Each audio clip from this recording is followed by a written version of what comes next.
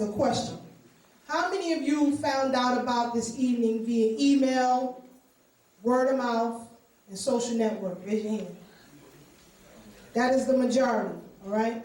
So, please stay connected. If we don't have your email address, if you're not hooked up with us on Facebook or Twitter, let us know, and we'll make sure you hooked up with us, all right? Next week, we have Professor James Small, and he will be discussing Malcolm X. As I said during libations, it saddened me to hear Brother Malcolm Shabazz murdered in Mexico. It is frightening, however, it is real. We have to understand we really have no allies out here. And just to jump onto that, the judge dropping the indictment against that beast Richard Hayes, who murdered Ramarley Graham. That shows, as I said during libations, what our brother said, Bishop Edward, that we will not get justice dealing side to side and hand with the white man. It's just not going to work for us. It hasn't worked for us yet, and it's not going to work for us. And I'm challenging you to tell me that it has worked for us. It just won't. What's up, Robin? Nice to see you. Nice to see you. I'm going to bring on the chairman, the acting chairman of United African Movement. I want to thank this brother before he comes on of constantly writing and feeding us a political and legal education. You have to have your armor when you do battle with these beasts. You know, people get upset when I call them beasts. But, you know, I had to post up on Facebook today, you know, they are Neanderthals, they are beasts. The DNA don't lie, you are what you are. You are a beast. You behave as such, and you come from such. That's what they are. But I'm going to turn it over right now to Attorney at Law, Alton H. Maddox, Jr. No justice! No justice! No justice! What do we want? What do we want? What do we want? When do we want it? When do we want it? When do we want it? Hold the person next to you and let them know you're glad that they're still African after 400 years.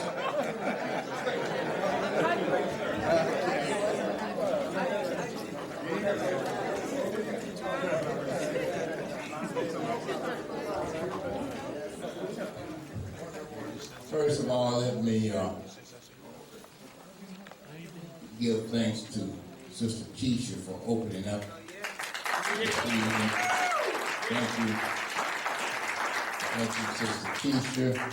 Secondly, before he's actually introduced, let us tell him how much we appreciate him being here tonight, and that's Dick Gregory.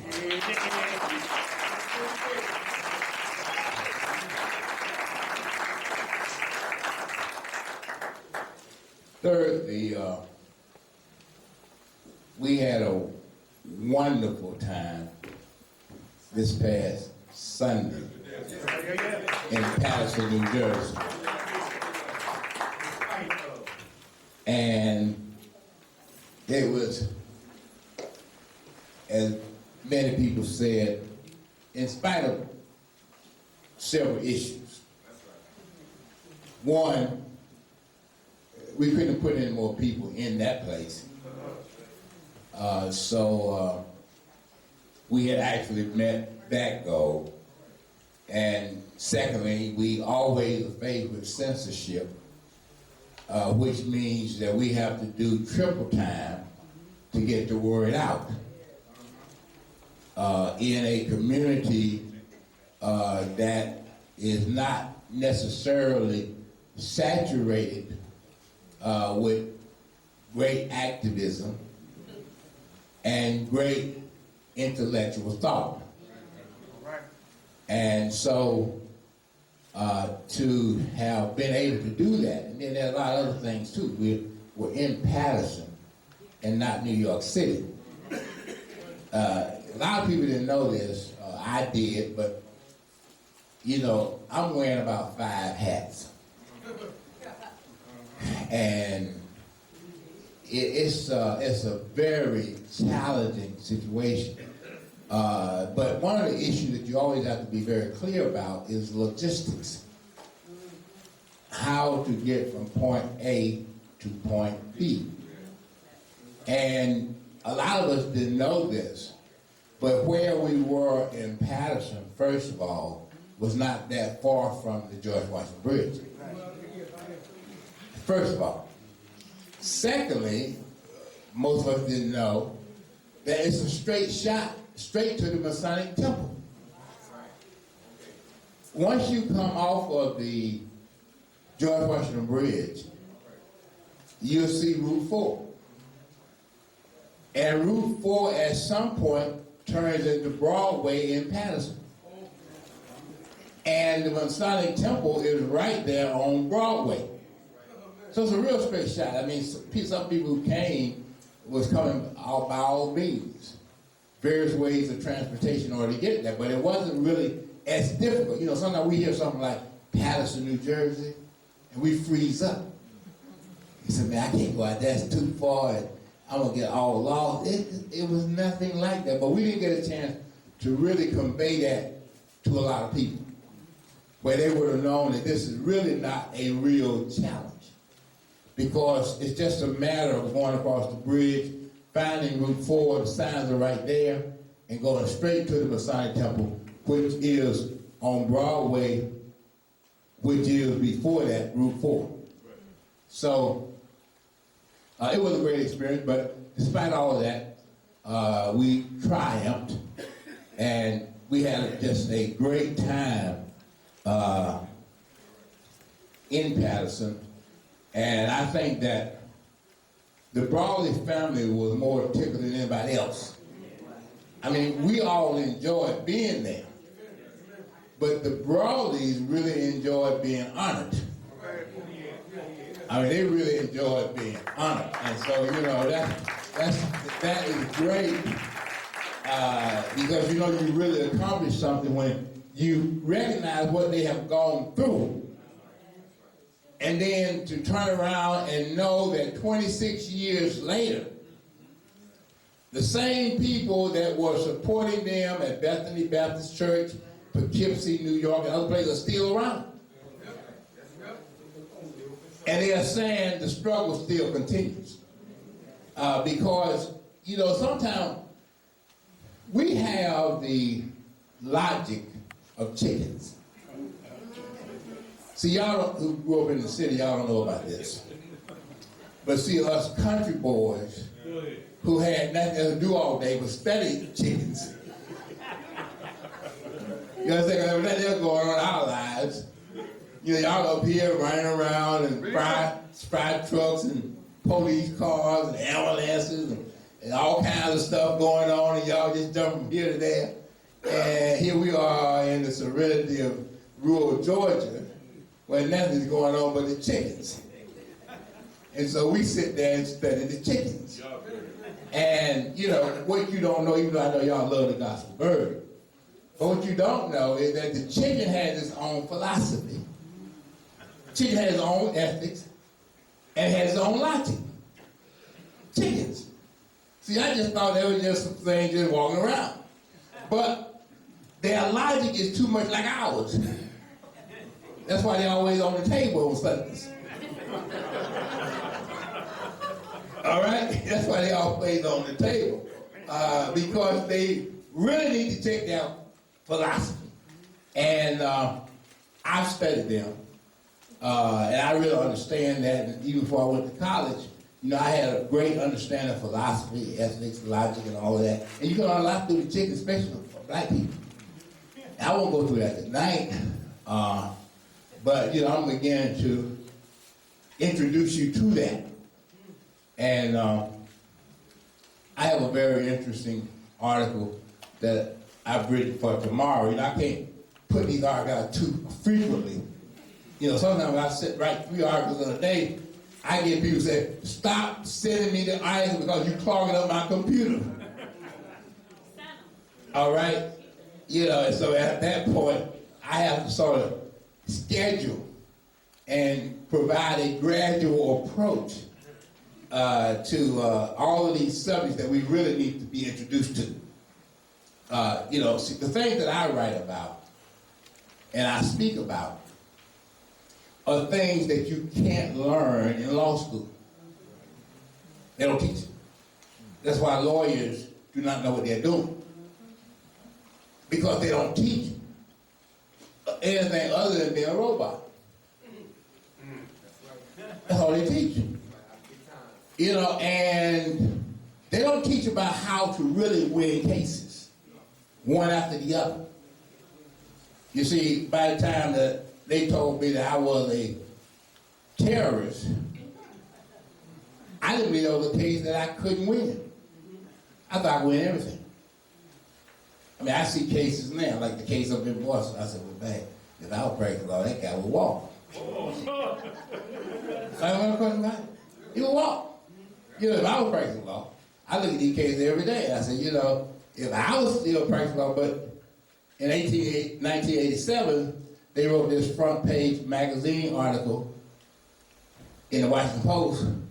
First time a black was ever in the Washington Post in a magazine on the front cover. And they called me Mr. Civil Rights in the courtroom. Well, I didn't connect the dots then because I didn't understand that's how white folks do. They praise you before they stab you. All right, that's how they operate. That's that modus operandi. See, so once you begin to understand that modus operandi, you can always predict them. And say they described me to all of the senators in Washington, D.C., and all of the members of Congress, all of the House of Representatives as this Negro win long shot cases. Therefore, he's a threat. Yes, sir. So he's a real threat. Right. 3 years later, I was out of there. In fact, you know, it's very interesting because white folks do other things as an anniversary to what they've done before. Yes, sir. All right, to celebrate. You see, in 87, they said, this is Mr. Civil Rights in the courtroom, May of 87. In May of 1990, 3 years later to the month, they said he's a threat to white supremacy. And he must be barred from the courtroom. All right? He must be barred from the courtroom. Not disbarred, as some Negroes think, because they let white folks think for them. So I've never been disbarred. I just can't go to the courtroom. I'm barred from the courtroom, not disbarred. Barred in the sense that if you go back in the courtroom, we're going to arrest you. Or we told you to stay home. Disbarred means you've done some dishonest act. That's the difference. And so, you know, when we had those hearings, you remember, it was the first time ever in the history of New York State that there were public disciplinary hearings for lawyers. And I refused to do like every other lawyer for the last 30 years did. Go in there and close the door. I said, no, my hearing gonna be public. If I did anything wrong, I want everybody to know it. I want everybody to know it. I want the clients that I have betrayed and everybody else to come in here. They didn't show up. They didn't show up. We showed up in large numbers, but they didn't. And so, since that particular time, there are other things that we've done. The struggle continues. It doesn't look like I'm hungry. Even though I'm trying to lose the weight. When I lose the weight, I want y'all to think that I'm hungry. You know, I may be doing a dick, but I won't be hungry. All right, I may be on a hunger strike. I may be fasting, but you know, it won't be because the food wasn't accessible. All right, I'm steadily working on that because you know, we have to do those kinds of things in order to make things legit. But they've been 23 great years. See, this month, next Tuesday, will be the 23rd anniversary of my being barred from the courtroom. Wow. 21st of May, next week, it will be 23 years since I got notice that you can't go back into a courtroom anywhere in the United States. Anywhere in the United States. You can't earn a living, you can't do those kinds of things that you did. The jig is up. Now, 23 years later, I'm still around. All right, I'm still around 23 years later. And so, next Tuesday will be that anniversary. It will be that anniversary. And the only thing I did was service black people. Mostly free. All right, mostly free. But even that's not, you know, something that white folk can appreciate. And so that's what they did. And we've just continued to struggle. And on February 8th of this year, show you how there's always divine intervention. You see, the ancestors are always talking to you. At least they talk to me. They talk to me because I respect them. And when you respect them and you do exactly as they suggest or as they state, they will protect you. They will protect you. And that's what I've done in my life. I mean, situations where the white man says, you better do this, and the answer is, no, don't do that. The white man said, well, we go get your meal ticket. The answer said, don't worry about that meal ticket. We have ways of feeding you. We have ways of housing you. All right, and supporting you. So don't worry about their thing. All right, they're down here, we're up there. It's a big difference. All right, so regardless of what. Now, what was interesting here, just the latest thing was this. In February of this year, the first part of February, something said, you have to go to Virginia. Now, I didn't have the money, but then the ancestors have all the money. You know, they'll find a way, you know, to make sure that you're taken care of. You know, sometimes people call me and say, Brother Max, we got to be in court. Can you come down here and be with us? I don't have a dime. And I prefer to drive rather than take a train, because if I take a train, y'all won't let me get there. But everybody got a problem along the way. So you'll never arrive because you got to deal with all these problems. So I just prefer to get in a car and ride on downtown. And I've been in a car and drove in a parking garage in Manhattan. You know how that is. That's very expensive. Yes. With nothing in my pocket. I drive up in there, go about the business of who is in trouble. And as I'm leaving the courthouse, somebody said, Brother Max, give me $5. And I'll open up my palm of my hand later and it's a $100 bill. That's real. That's real. It's never not happened. See, it's never not happened. You know, UAM said, well, we don't know we can afford headquarters. For 20-some years, I paid about $6,000 every month. And after 20-some years, I left and I paid everything. Didn't owe a dime. That's because the ancestors were working. See, if you do their work and you continue their struggle, everything will be all right. Yes, sir. See, everything will be all right. You just got to believe. You got to trust.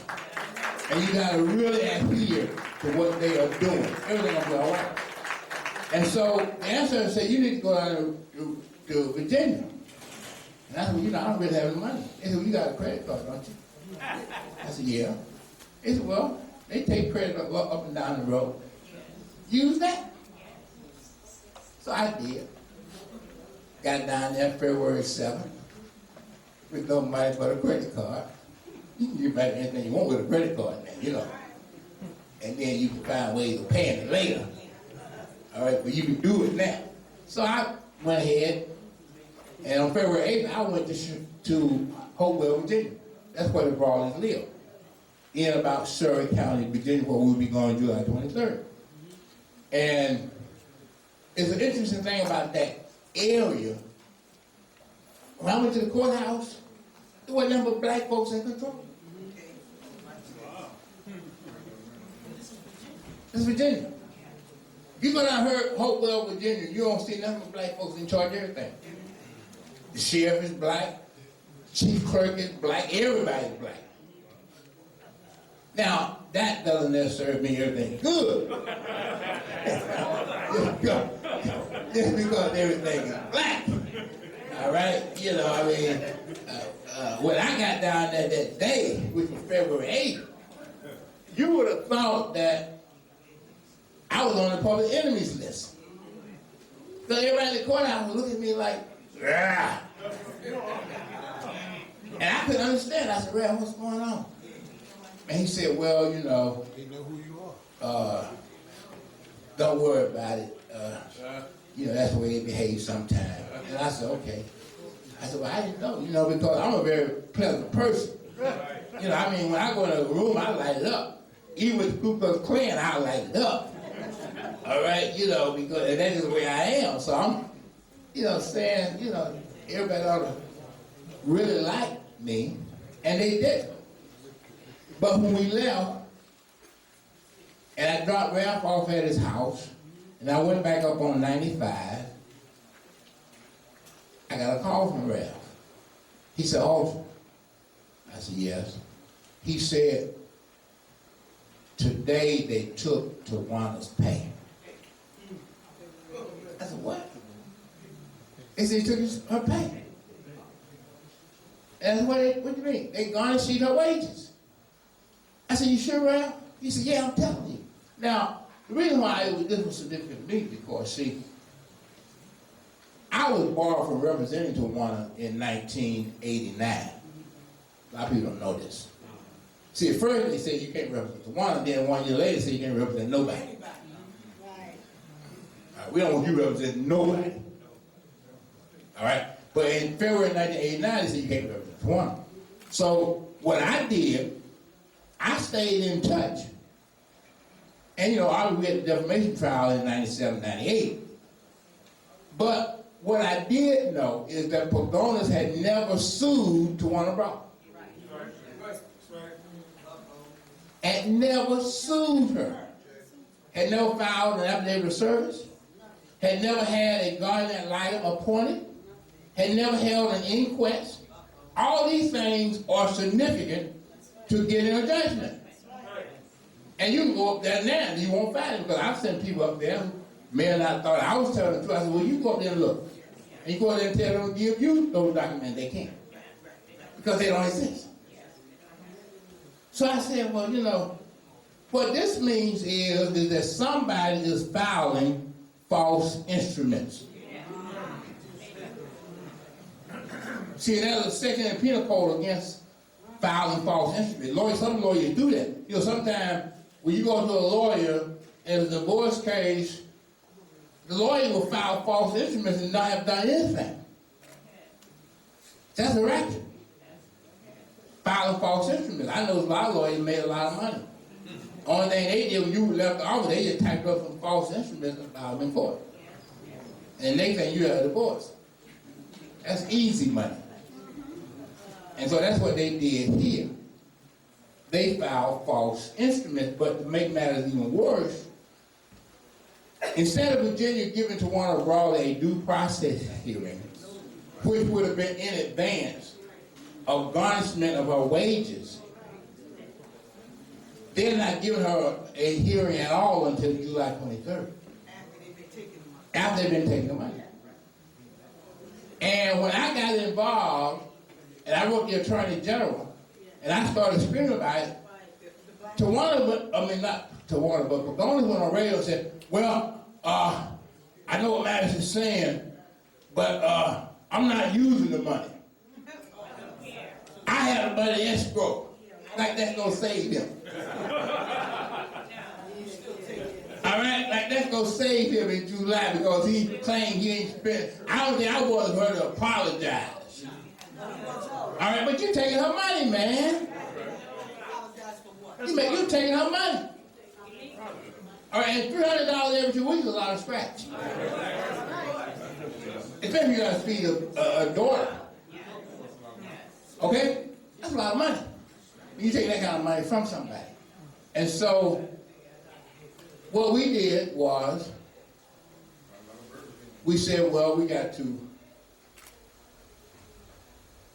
not fatten forgiveness. We don't want to do that. But we don't want her to suffer from here until August 1st. That's right. Because we think that if we are serious enough, and we get the right team of people, that we can bring this to a head on July 23rd. But in the meantime, we want to make sure that the water brawl eats. Now, what we have done, we have given the brawlers now more than enough money to replace the wages that have been taken out of her pay, all the way up to August. Okay, so we've done that. And now we are busy trying to get a team of lawyers. See, I have some very interesting theories about things, but sometimes we just afraid to work them out. You see, if black lawyers filed notices of appearances in mass in Virginia and then appeared on the 23rd of July, it would be historic. 1,000 black lawyers from around the country go to Virginia. Now, what's interesting is, I've just written the National Bar Association about this, which I don't think they're going to do this. But you see, the National Bar Association is the largest black legal group in the country, with thousands of black lawyers. Thousands of black lawyers. Judges, the whole boot. Prosecutors, everybody is part of the National Bar Association. And what I'm asking the National Bar Association to do is, instead of going down to Miami Beach for their annual convention starting on July 27th, go to Surrey County, Virginia on July 23rd, 4 days in advance, and hold the convention there. Because you see, the issue here is the re-enslavement of a people. It's what black people don't understand. You know, it's just like, well, we'll just sit back and see if Mac can get this thing. Well, Maddox ain't the target. Black folks are the target. Every last one of us. Because once they establish a legal precedent, it applies to everybody. So we don't have no idea about how the judicial system works. But when you allow for a legal precedent on anybody, it then is cited in support of every other black that go back into slavery. All right, and it's Virginia. All right, this is what we're talking about. You see,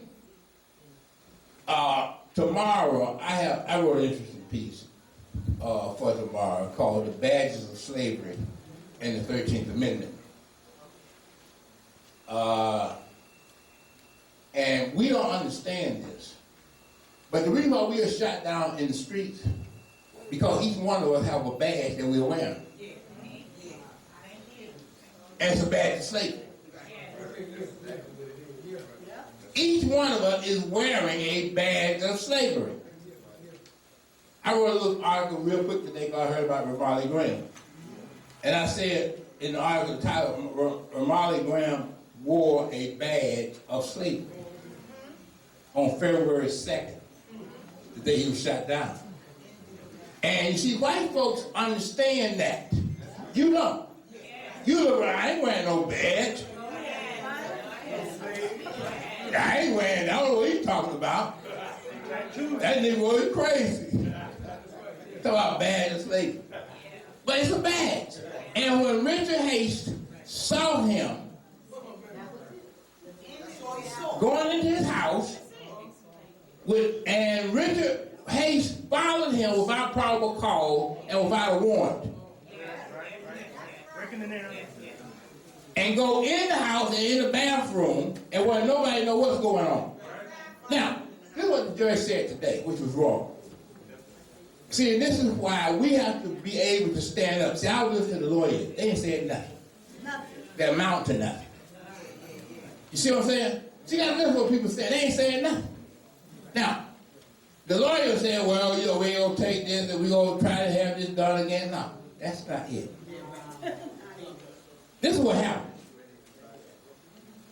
When you go before the grand jury, there are instructions that are given to the grand jury. The judge says that I got to dismiss the indictment because the grand jury was not aware of the information that other officers may have had about Graham that was transmitted or may have been transmitted to Hayes. That was his rule. Well, now let's analyze that. This is where critical thinking, legal reason, all that come into play. Well, let's assume for the sake of argument that the grand jury didn't know information that Hayes had for chasing Graham into his house. However, when Hayes went in that bathroom with Graham, Hayes knew what no other law enforcement officer knew, and that was Graham didn't have a gun. And because Graham didn't have a gun, Hayes' life wasn't threatened. And because his life wasn't threatened, he can't use self-defense as a justification for killing Ramali Graham. No probable cause and no warrant. But ain't nobody saying that. See, I'm saying you're going to hear that in here. They won't let me go on radio and say anything. Because white folks said, don't let we keep that nigga out of the courtroom. We don't want him on any microphone. That's censorship. That's censorship. And so while I could be talking to 500,000 people, I might be talking to 100. That's a big difference. But see, this is what happens when you're targeted. This is what happens when they limit the number of people that can get access to your knowledge and your information and your ability to reason. See, what should happen here is that Robert Johnson should not be talking about possibly getting a second grand jury. He should be making a motion to Judge, you erred. You erred. Because the instruction that you gave was not relevant to the death of Ramali Graham. It may have been relevant to Hayes going into the department, maybe. But it certainly was not relevant to taking this man's life. It wasn't relevant. And so this is what we are dealing with as a community. This is what we deal with as a community. You know, like I tell people all along, the fact that I don't go in the courtroom doesn't hurt me, but it hurts the black community. That's right. It hurts everybody in the black community. That's the bottom line. It doesn't hurt me, but it hurts everybody else. Because if I had been practicing, they would have done that. They do. And they know that. They know that. Because I would have had a response. and would have had no fear of mixing it up with them. See, being afraid of white folks is not part of my DNA. This ain't part of it. You know, like I told people a long time ago, I didn't come to New York to come Uncle Tom. I could have stayed in Georgia for that. In fact, the biggest towns in the United States are in Georgia. I know the mechanics of being a Tom, because I've studied that from the best. See, I know that. But you see, this is what we are facing as a people. And we have to be very cognizant of where we are slipping back to. That'd be very cognizant. You see, I write an article every day. Sometimes I write 2 or 3. And the reason why I write these articles is because I know the plight of our people. And I know what they need to open up with every morning. I understand that. And so, tomorrow, you need to understand about the badges of slavery, which is not taught in law schools.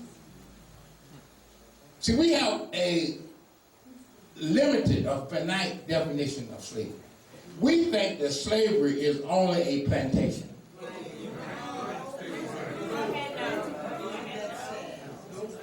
And a white master. And we think slavery, if it's not that, it's not slavery.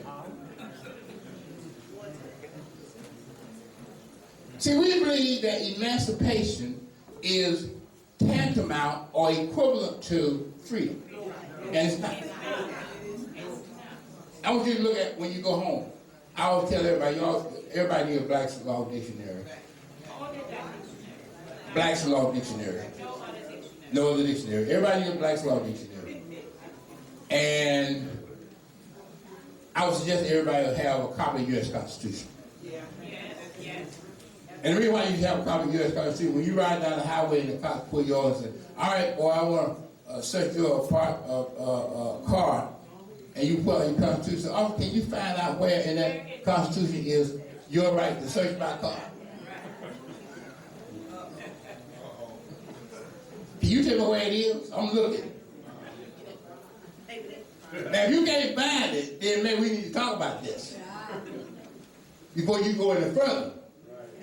If you don't know, if you can't find where it is, you walk down the street and they pull you over together against the wall. It's a stop and frisk. Wait a minute. Where is that in the Constitution?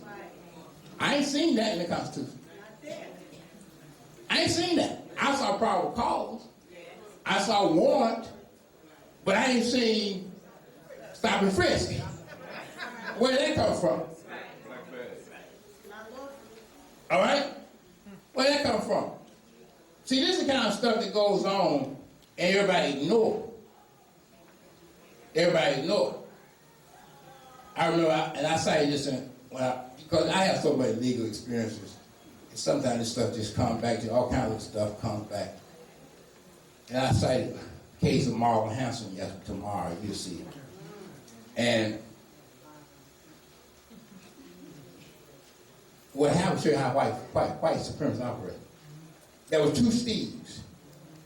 There was a Steve Bowman and a Steve Roth. Well, and they knew each other. But on the date that Marlon Hanson got slashed, the cops didn't know that. So the black Steve and his partner was running through Hell's Kitchen after the white woman been slashed. And the person who picked up the phone and called the police didn't know that a white woman had been slashed. The only thing that person who called the police knew was 2 Negroes were running through my neighborhood. They must have done something wrong.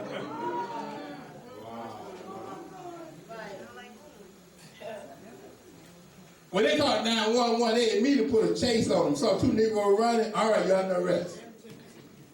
What for? Running in the neighborhood. You got to have done something wrong. They would later associate them with Marlon Hanson. In the meantime, when Marlon Hanson ran back to the bar in Midtown Manhattan on 34th Street, with all this blood coming out of her face, the bartender said, "What happened to you?" Now, she didn't say White Steve, but they knew what it meant. She said, "Steve slashed me." She said, "Steve slashed me." Now, nobody knew anything about any Steve but the White Steve. They didn't even know the Black Steve was somewhere running. Okay? And what did they do?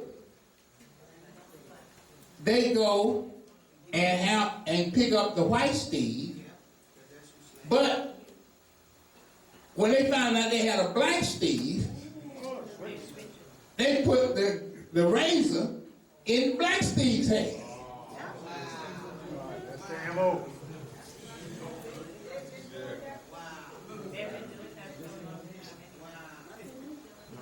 And when they got ready to prosecute them, they convicted Black Steve of slashing Marlon Hanson. Absolutely. And when Black Steve went upstate, he didn't survive. Because the prison guard said, "You got a lot of nerve of using a razor blade to slash a white woman's face." And he died in prison. See, this is what we're talking about out here. See, y'all see these little black selected officials and leading blacks? Y'all should be as mad as I am, and you're not. More angry than you are. All right? You should be madder than I am. I am. Because I understand, because I've been in the pit too many times. See, y'all been somewhere at home.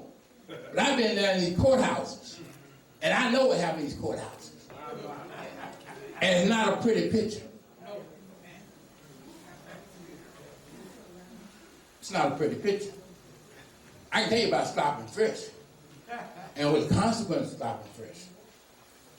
I was the only lawyer in the Central Park 7 whose client walked. That's right. Everybody else got convicted. That was down to 5. I tried that down to 5. All right, but 6 got convicted. And when we were having pretrial hearings and I was conducting examinations, I got the police department to admit this. We saw 4 of the Central Park 7 outside of the park. We don't think they were ever in the park. We have no evidence that they were ever in the park. And I said, "Well, why would you arrest them?" He said, "Because there was 3 of them together. And they were scared. And because they were Negroes and Latinos, that's a crime." No freedom of assembly. Now that's in the transcript.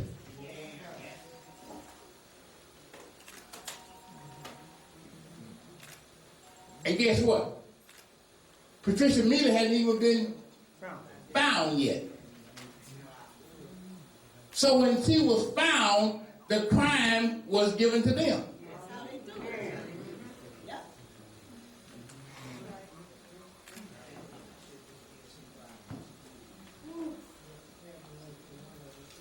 You see, we're talking about the white man's logic as opposed to your logic.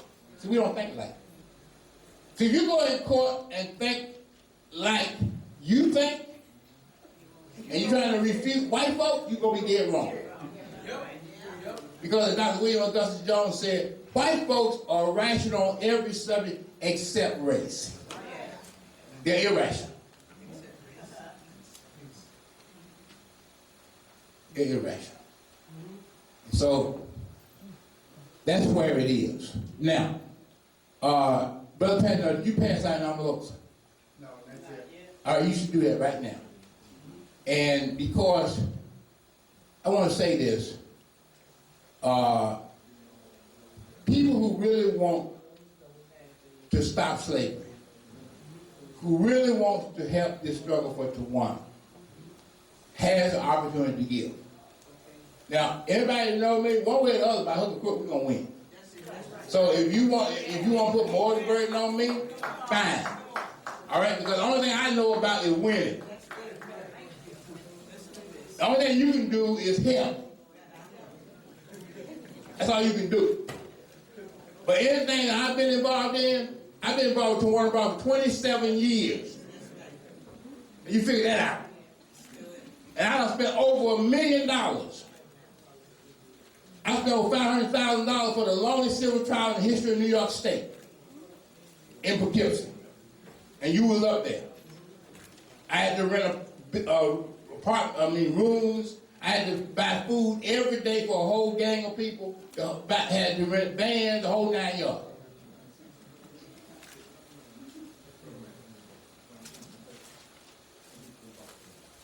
Winning is not an option. Losing is not an option for me. It may be for you. But losing is not an option. I'm not in the business of losing. I hate to lose anything. I remember I was a child. I started losing. I took my mom and went home.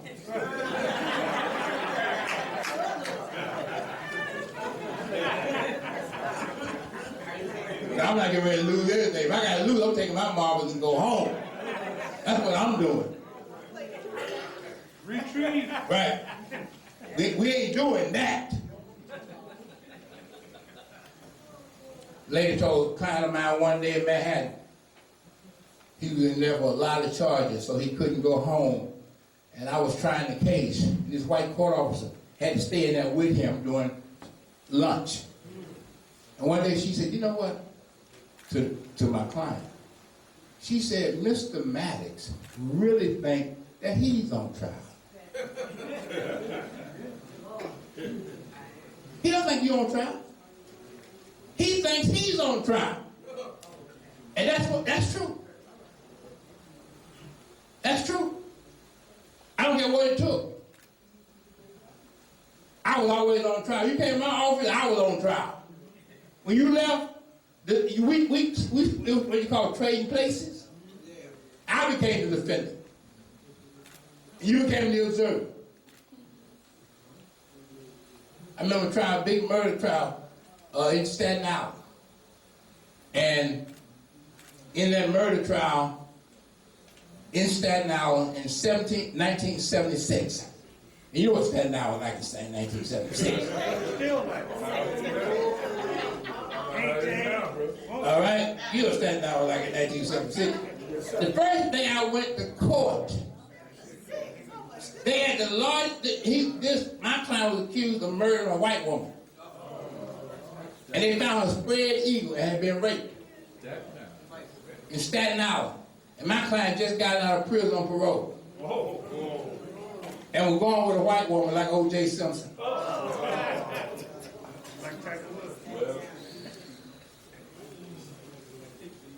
And the first day we walked in the courtroom, the only person I could get to go with me was Leo. Everybody else was like, I got something else to do today. Now you gotta remember, I just got him up here, so I didn't know. I just got off the boat. So I thought everybody was busy. You know, I didn't know. They said, well, man, you know, I got to do something today. Okay, I understand.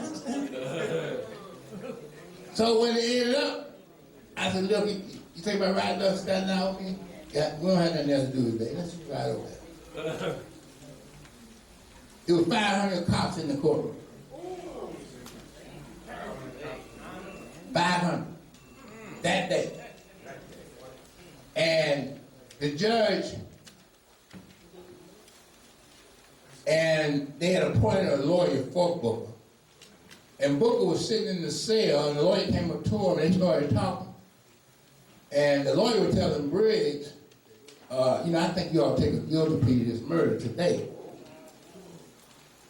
And Briggs was just looking at him, because Briggs had been in prison, so he had a little savvy about it. And then he said, no, I don't think so. And then Briggs said, wait a minute, look like I've seen you before. Ah, no, you don't know me, Briggs. He said, no, look like I have seen you before. He said, no, got the wrong person, Briggs. You're seeing things. And then hit Briggs. Wait a minute. You were the prosecutor who sent me to prison the last time. Now he's on the other side, on the other side. He was a prosecutor the first time, now he's a defense lawyer with the same objective. Putting Negro behind bars. And I'm telling you something. I was so bent on winning that case, I told Leola, I said, you know what?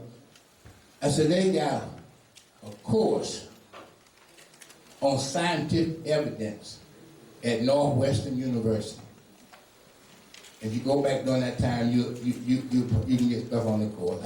I said, you know, I'm going to need a knowledge of scientific evidence. See, not the kind of stuff you learn in law school. I need stuff from the real people. Leo said, that's going to cost a lot of money. So we got a man's life. And we know they're trying to get it. Well, I know the choice.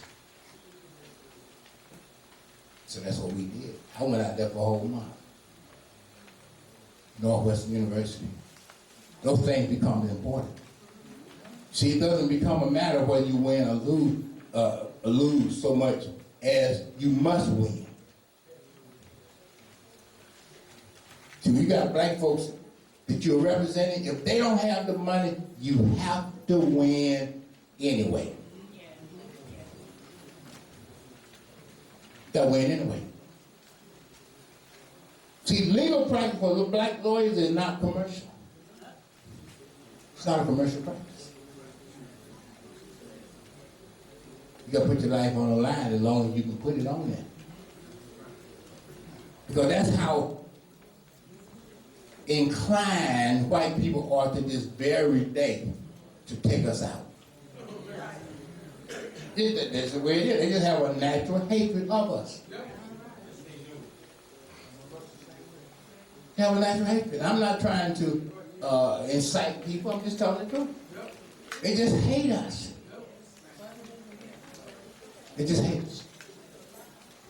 And that's the bottom line. And that's why, you know, we have to remain as a family. Let's remain as a family. Let's remain as a family. We started the slave theater in 1988. In 2013, we are still here. Now, we've been in different venues, and we've been asked to leave various venues. But we take this forum serious. See, and this forum is in the spirit of Malcolm X.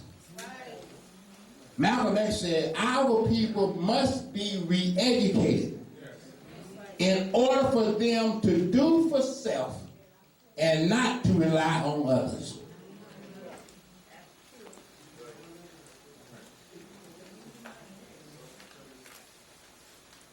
Our people must be re-educated. Falling from the theme of Dr. Carter G. Woodson, the miseducation of the Negro. That's our primary problem. That's the reason why I write every day. That's why I write every day. And what I write, you won't find it nowhere else. You won't find it nowhere else. And the reason why I know you won't find it nowhere else, because the ancestors are writing it every day for me. When Negro says, I don't like what he said. Hey, I ain't said nothing. I ain't said nothing. When I wake up every morning, ancestors are writing. That's it. They just use my hand. That's it. And I just take credit for it. That's it. Y'all know that at the end of the day, I say, all James Max Jr. is not the ancestors. That's all I'm doing. They are writing it. And if you know anything about Dr. Patricia Newton, you ever heard of her? Yes. Well, let me tell you something. I write at the time that Patricia Newton says black folk need to rise. Long time. See, I don't write in the afternoon or at night. I write when melon comes out. 2 a.m. I have to get up. You call me at 2, I'm up. That's when the party starts. That's when there's communication with the ancestors. And they're telling me things that I couldn't remember the rest of the day. At 7 o'clock in the morning, it's over.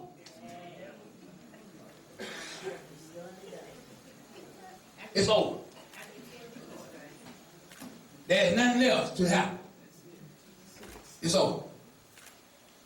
From Malcolm X and Marcus Garvey and Fannie Lou Hamer and Sojourner Truth and Harry Truman, all of them get together. And they're on a party line. It's not just a party, it's a party line. See, I don't know, y'all don't remember the party line. See, y'all got the smartphone, y'all don't remember the party line. They made in the 50s, in the 40s, it was a party line. Everybody was on the line. Ready to do their thing. It was a party line. And ready to party.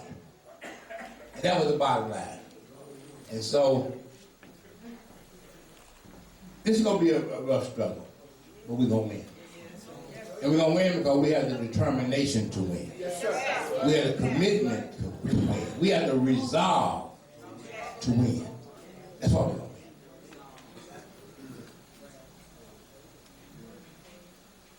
So I'm very comfortable in my skin and in my life. Real comfortable. See, I grew up with the Ku Klux Klan. I don't have no fear there.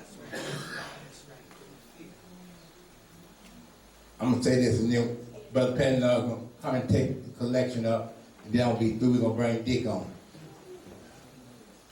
I had 2 first cousins. They were smaller than I am.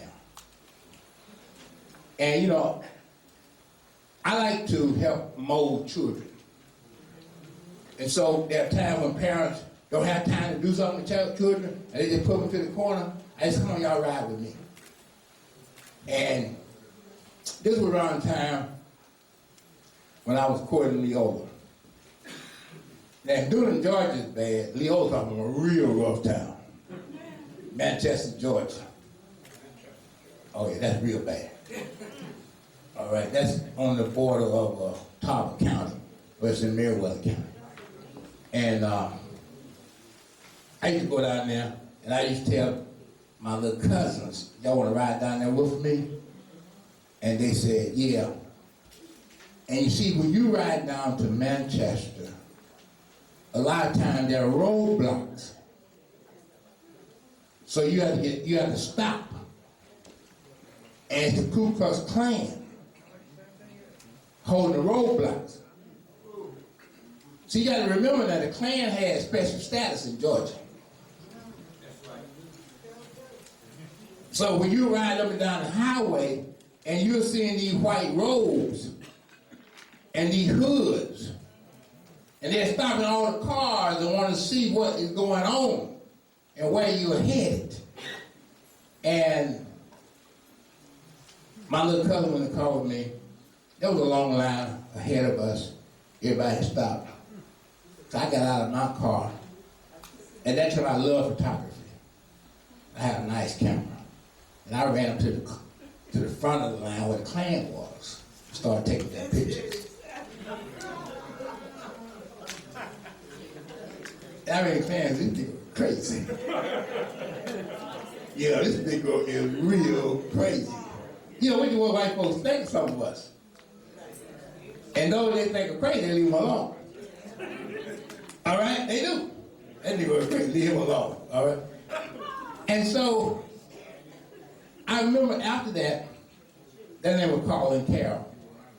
And I used to say, Carl and Carol, y'all want to ride down to Manchester with me? Y'all want to go next week? No. However, we got armed. And so I sort of forgot about inviting them. And then a few years later, I said, you know what, it's something been bothering me. I said, you know, y'all used to ride down to Manchester with me all the time. And then all of a sudden, y'all stopped. And I've been trying to figure out for the life of me, what happened? They said, what happened? They said, you remember the time you got out of your car, got your camera and started taking the class pictures? They said, we said, that nigga is crazy. If we ever get out of here.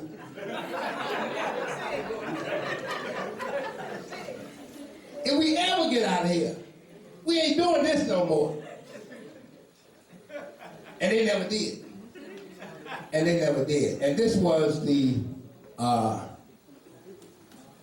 Meriwether County, and this was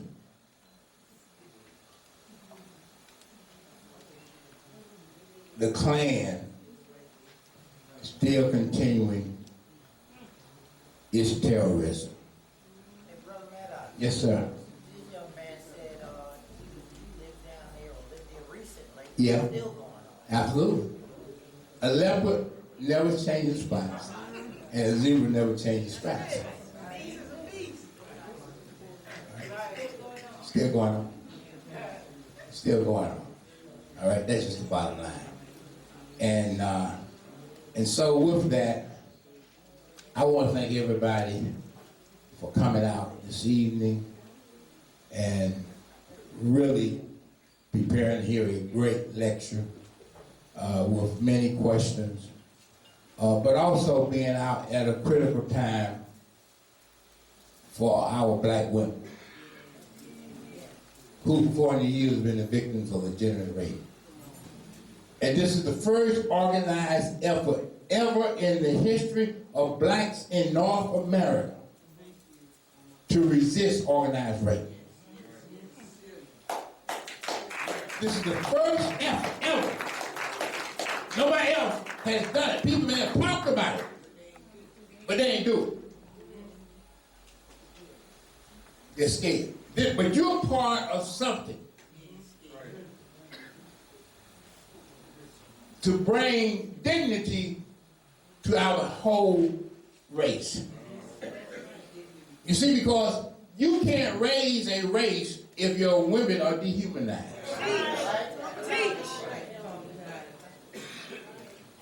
You can't raise a race.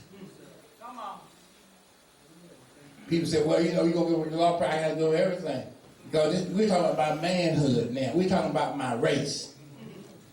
What is a law license compared to your race, your people? The only people that you can ever be a part of with great comfort. See, OJ is finding this out now. OJ is finding this out. Maybe a little bit too late. But he's still finding it out. All right? He's still finding it out. Tiger gonna eventually find it out.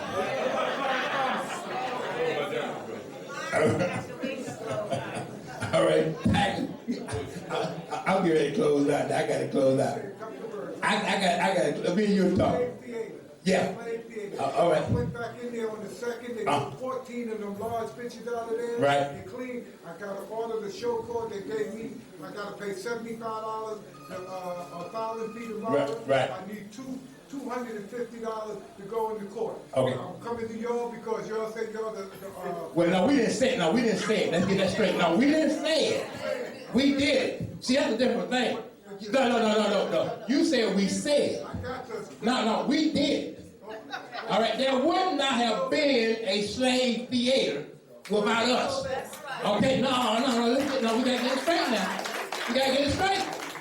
We can have a discourse, but we gotta talk facts. All right, no, we gotta talk facts. Look, no, we got to. No, you're not telling me anything because I already know. All right, I already know. I was there when the Julian administration wanted to stop it all. That's right.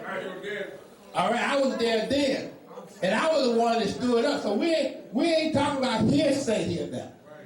All right, we can have a discussion on this later because I know these people rather see dick and Dick is in the back guarding his throat, and if I don't finish this up, he gonna drag me out of here. All right, but you and I can talk, but I know about the slave. No, I know about the slave. I know about the slave. We can talk in a few minutes. But when we talk about the slave theater, I put everything on the line there. All right, I put everything on the line. Now you look at this room right now. You see the white folks in here? Huh? No. Do you see the white folks in here? There's a reason. There's a reason, all right? So when you start talking about standing up for our people, I'm at the front of the line. All right, I want you to know that. You know, I correct somebody today. Wait a minute, this is me. This ain't Charlie Rangel. This ain't Al Van. This ain't Roger Green. This is Alton Maddox. Yes, sir. This ain't Dave Deacon. And I am at the top of the list. In front of every preacher in this town.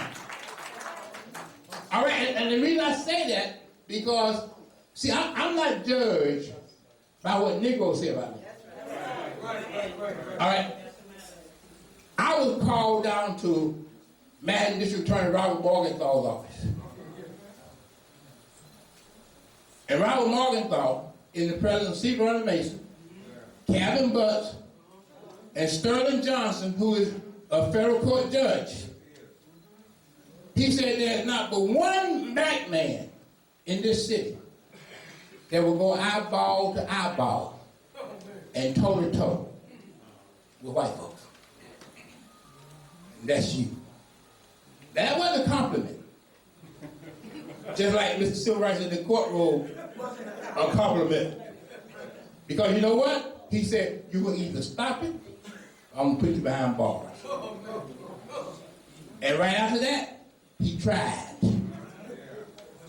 People here saw it. We had a full trial. He tried to put me behind bars. Then he wanted to know, would you, I ain't apologize to nobody. I don't apologize to white folks for nothing. When I die, they're going to have a grave that said, here lies a man. That's what they're going to say. Here lies a black man. All right, that's what they're going to say. So I want everybody to understand that. Now, we're going to talk about being the baddest. I don't take a backseat to anybody. That's the real deal, including at the slave theater. Now, I always say this, I'm going to go ahead. I had Sister Keisha get ready to introduce, but I'm going to do this real quick myself because I got off the line, and I'm getting ready. I'm going to let Sister Keisha close out, but I got to do this myself because otherwise they be dragging me off this stage when I get too hot. You know, sometimes you get on stage, you think it's your night.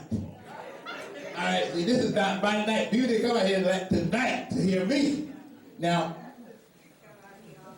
Saturday, I'll be at the Cotton Club for the Freedom Party. Now, if you want to hear me, that's where you should be. Because we're talking about solving the problem.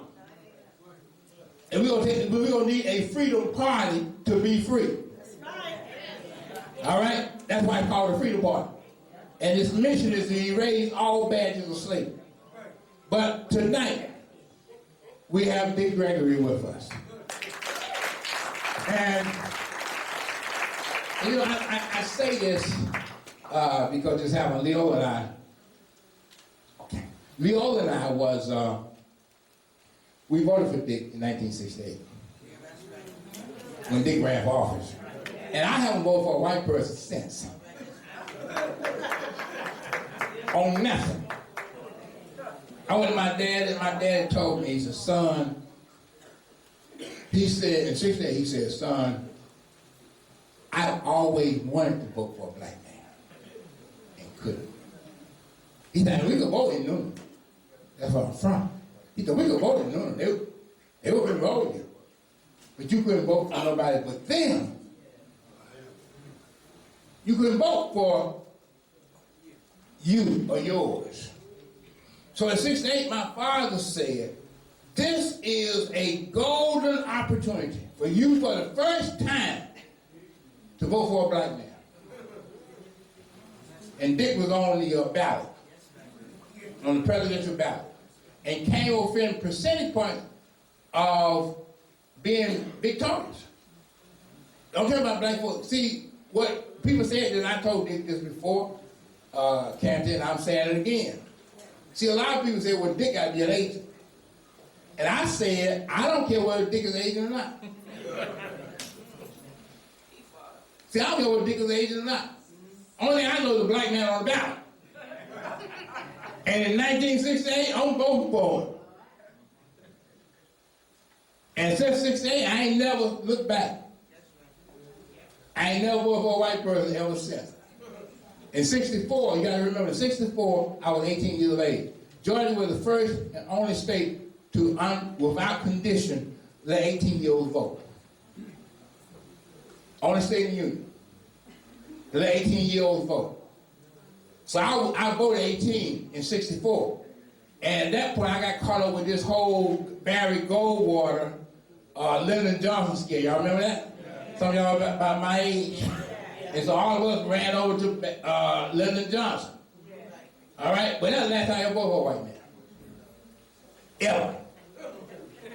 Was in 64. But in 68, when Dick ran, I voted for Dick Gregory, haven't looked back.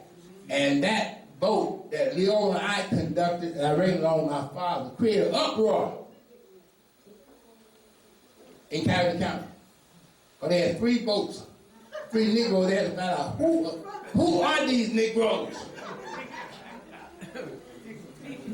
Who are these Negroes to be voting for a black man and a write-in candidate? But that was Dick's platform, write me in. All right? And we did.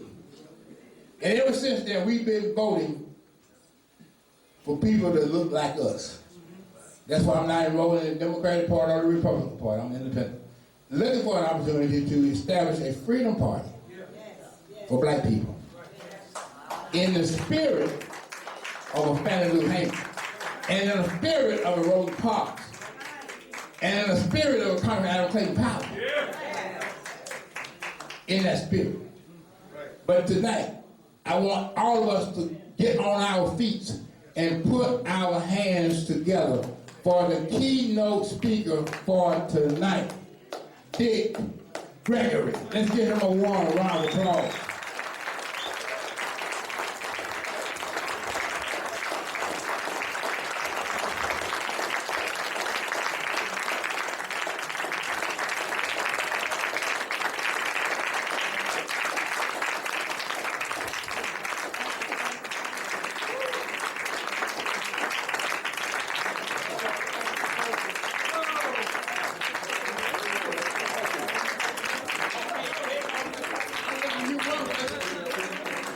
Turn it around. Let's give Dick one more round of applause. All right, Dick. One more round.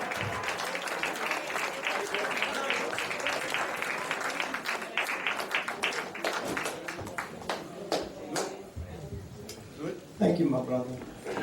How about the boss? Thank you.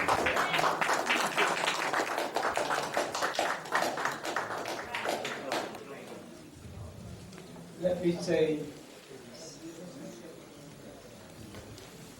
we thank and praise God. And when I talk about God, I'm not talking about isms and osms. There's a difference between the church and God. Amen.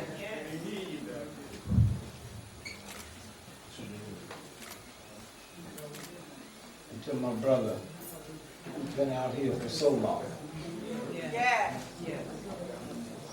See, when you think about someone that's brilliant,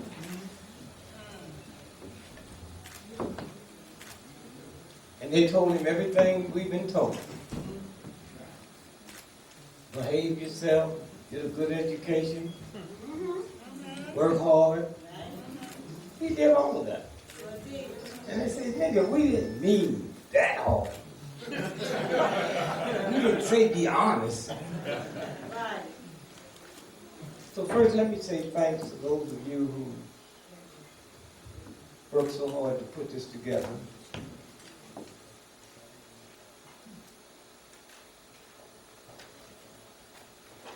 Because had you not put it together like this too.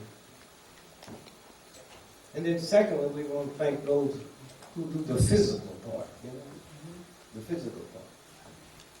These chairs and mics didn't just pop up here. You see, sometimes we forget. See, any time a racist, insane system can make you so busy thinking about what they fixing to do, you forget grandma sitting over there. Anytime evil folks got to designate a day for you to say, hi, Mom.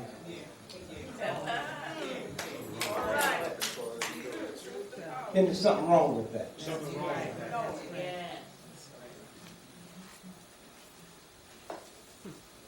And just understand, and this thing is moving fast now.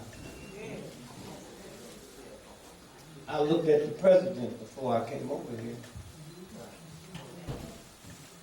And then I looked at my brother stand up here and talk. He wasn't nervous. He wasn't under no tension. The president in the White House tonight is going to be crazy. Because somebody told him he was the president. What's your name, brother? Tyrone. So Tyrone, if you become president of the United States tonight, you got 8 years. Me and this brother here, he's the number 3 person in the FBI. And I'm the number 3 person.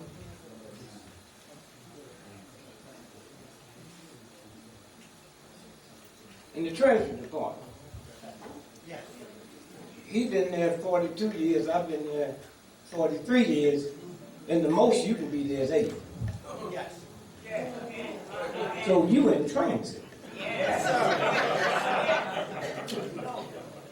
And so you're not even aware that when you come in the first day, we got 2 sets of books.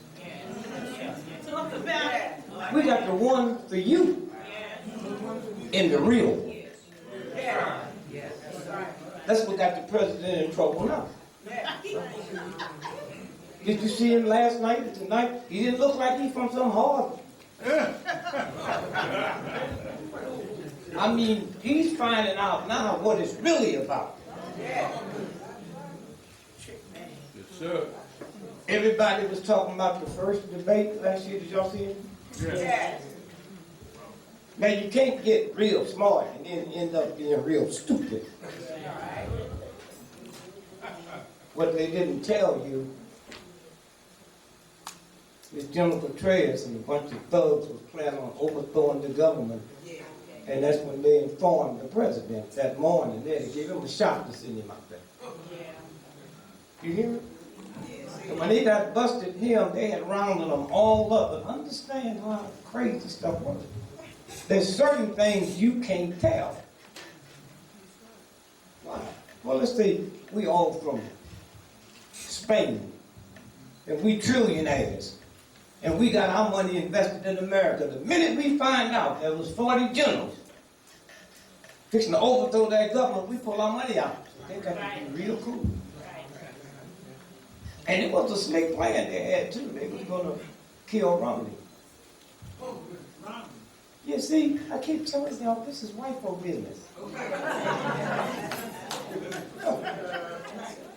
See, if I took over the country tonight, I'd make all you black folks apologize to white folks.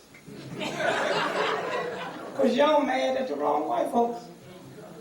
The white folks y'all mad at, they couldn't help you if they liked you. Oh, white folks. A bunch of ignorant, poor, redneck, nigger haters, can't read, can't write. And do you think the powerful white folks gonna let them crackers determine public policy? Once they control the Federal Reserve. No, the white folks who's in charge, you ain't mad at them. They call Rockefeller and DuPont. And they made us so ungodly and so unspiritual, you don't see the devil in front of you. Queen Elizabeth make $360 million every 24 hours, just interest on her money. And that's chump change. She ain't even joking. How many of y'all in this room know that London is not part of Britain? That's part of Britain. And for Queen Elizabeth to go into London, she got to get permission from the Lord now. When you understand white ain't a color, it's an attitude. And that's why they cannot deal with folks like my brothers that just finished talking, because that attitude don't fit things.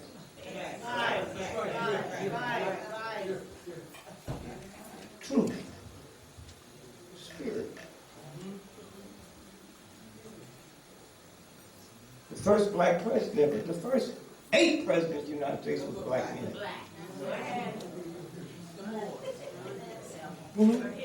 The first 8.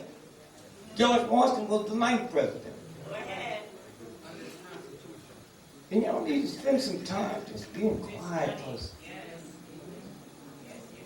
they sit here debating same-sex marriage and don't ask, don't tell. Are you crazy?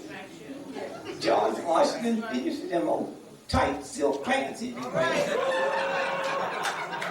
Little high-heel shoes look like pumps, powder, and a wig.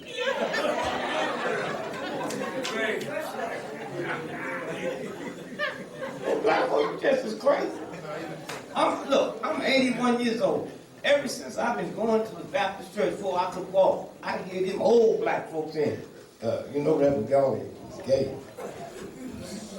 You know the choir director, he kind of funny. And then all at once, we act like gays getting married. I've been married, 54 years. Oh, wait, hold on. I didn't say I'm happy.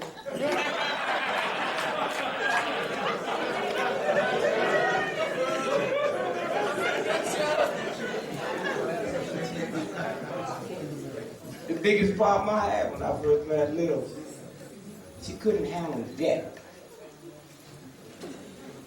When we gonna pay Sears and Roebuck if they ain't got no money? And when I get some money, Sears and Roebuck is not my first priority. See, y'all think white folks is crazy? They knew I wasn't gonna pay for that stuff when I got it. She said, how do you know? I said, on the back of the application, they said, who's gonna pay for this? I said, your mama.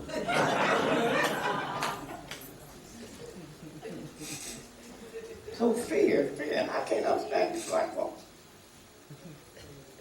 You ain't got no money and you scared when they call you. Just think about it. You ain't got no money and yet still you got the stuff. What a blessing. And then y'all be mad at Negroes who got something and ain't got no job. Well, we can't believe they was black folk poor and working part-time and at Big Mac, and they got a $400,000 house. Why not? You criticizing them. Have you got one? At least they had it for a minute. And those of y'all got a house, mortgage. Mortgage, that's a French word. Morgue. I'm saying nothing but a death note. That's it. That's right. Ain't nothing but a death note. I live out in Plymouth, Mass. You just keep looking and see things you see. See, I knew when what's the little football player that's looking double? Vic, Michael. Oh, he thought white folk loved him. Yeah, he had him a $100 million contract. And I knew his lawyer. I told him, I said, man, y'all, this ain't gonna be no walk in the park. See, I live around rich white folks. My neighbor across the pond is the Steinway piano area. Up the hill.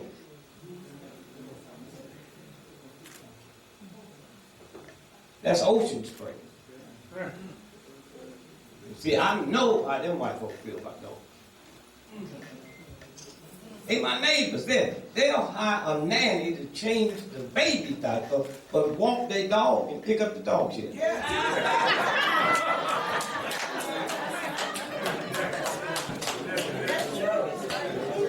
And if somebody came from another planet, they would take the dog, because that looked like that's the smart one.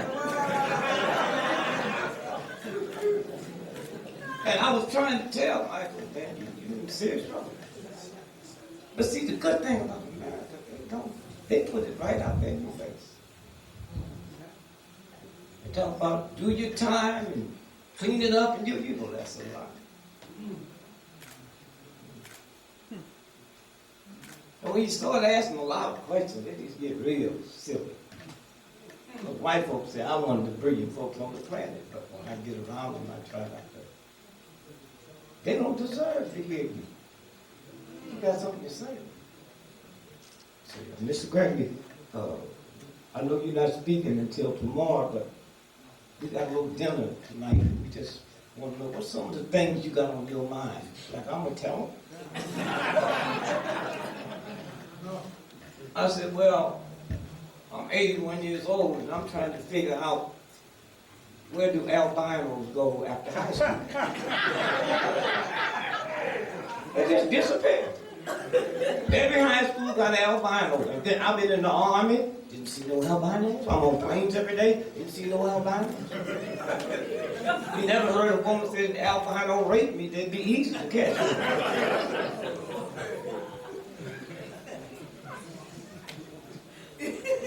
One day, you ever find out who you are.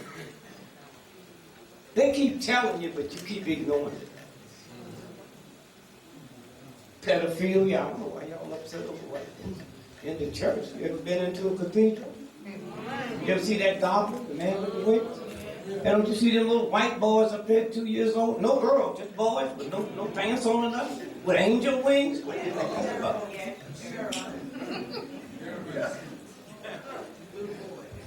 That's a game. They have no shame. And so somewhere, once you put value on yourself, value on yourself, not be validated by him.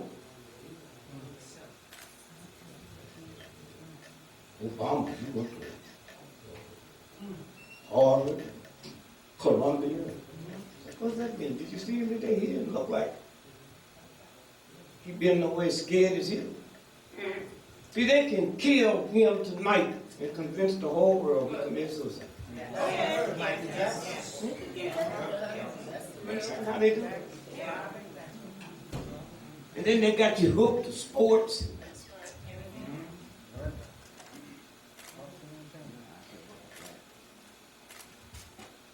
And then we so stupid, we said, well, what need to happen is our black athletes and entertainers need to pool their money together and opening up black business. They're not business people. Them niggas been playing ball since they're 5 years old. That's all they know. I don't expect nothing out of Tiger Woods. That nigga been playing golf since he's 2 years old. Hitting that little white ball. Somewhere. There's more people in this room right now that have done more for the humanities than 98% of all the athletes and entertainers put together. If Oprah Winfrey signed a $100 million check today, 40% of that off the top go to the managers and the agents before she even pay taxes. And I'm a master entertainer, so I can tell you what that game is. Entertainers and athletes are some of the dumbest people on the planet. But so finished college, but they couldn't read. I know my life. I was the third fastest half mile in the nation when I went to college. I set the world's record in high school mile, but didn't get credit for it because I was at the old Negro meet because it was segregated. So when I get to college, I got a little country boy out in St. Louis.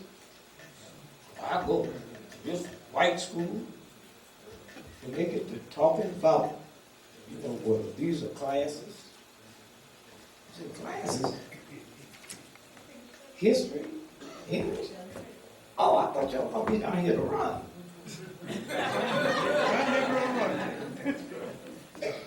That's what I was gonna be to run. So, and the thing is moving so fast. And one day, when you find out who you are, that universal God put you in. White folk didn't make you. Chase Manhattan Mike didn't make you. And why do I want to read their history when we got the perfect history of America? Because we work for the real white folk. Most Pullman porters, anybody couldn't afford a ticket. That had a bed on the train and private cooks and all that. Most Pullman porters were millionaires. Why? Because they heard the white folk talk about what they're going to do. This stop going to do this here, this game going to be fixed. One of my sons called me on what's that? Super Bowl Sunday. You don't see that game? He called me on Friday. Hey, Dad, I got about $200,000 I want to bet. And I know you know. I said, well, here's what you do. Pray to God. And then pray to the mob. One of them will win. Y'all think y'all know that? You think y'all know that way? Did you look at Super Bowl and realize none of them two teams should have been there? Huh? And then they there and they just happen to be brother and brother. Y'all come on. It's the money. Do you know the NFL, National Football Association? That one game off the top, they get $2 billion. And they don't have to split it with nobody. This is a game. So then my son hung up and I called him back. I said, wait a minute, I forgot. This is the first big thing happening in that Superdome since Katrina. See, if y'all ever understand who this black woman is, and you too, sister. I said, I forgot the sister's probably going to take over. Where they died in that building, I'm surprised you white folks going to have something there and don't count the sister. And you saw what happened.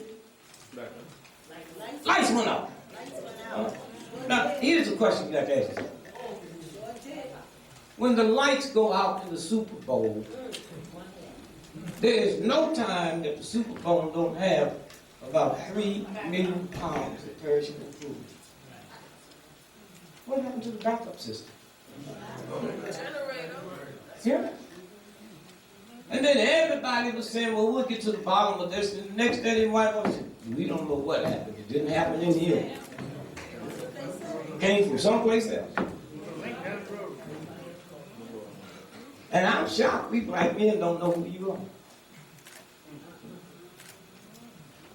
You know what time them lights came back on in the Super Bowl? You know what time they came back on? Eastern Standard Time.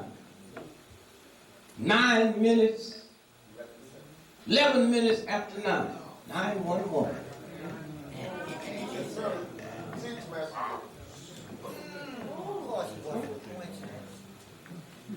And I'm surprised you black men, you know, a black woman is the only woman on the planet can take a butter knife and cut your ties down to the rim with a butter knife. It looks like one of you said, oh my God, hey baby, we need to talk. And she cut your ties down to the rim, and also the tie got a 20-year guarantee. Don't mean nothing to her when you mess with her.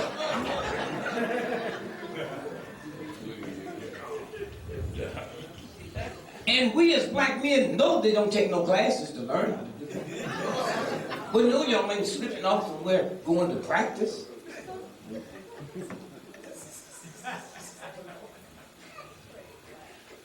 If we ever find out who you are, what you've been through and survived it. They got you so scared of hurricanes that you haven't figured out a hurricane is the spirit of the black woman. All right, come on. All right. All you got to do is just follow me. All hurricanes start at the exact spot in West Africa where they put us on the boat. Not in the vicinity. All hurricanes stay underwater and follow the same path that the slave ship followed.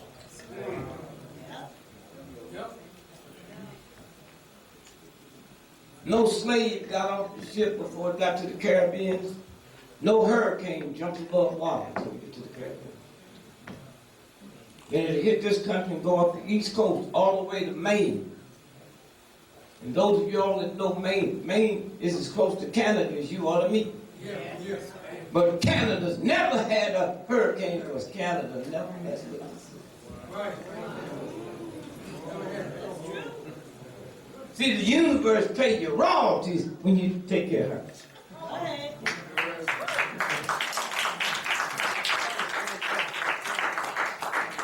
And sister, you such a nice person. We ain't mad. We mad at some white boys that just call us all kind of names, but we ain't gonna say nothing to them. We gonna get home. You my woman, nigga.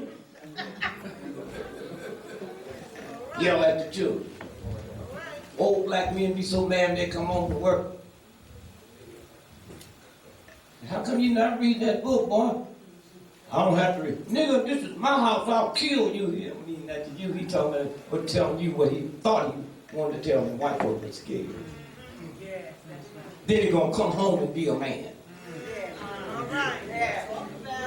Be a man. And all that poison stuff. How many of y'all now have children 9 years old or down? You know, if they was here right now, I'd like to bring about 40 little children up here, 9 years old and down, so you could look at them. And when you're looking at these little children that didn't come from Sears and Roebuck, came from the university, the same force that built the mountains and the oceans and the sand.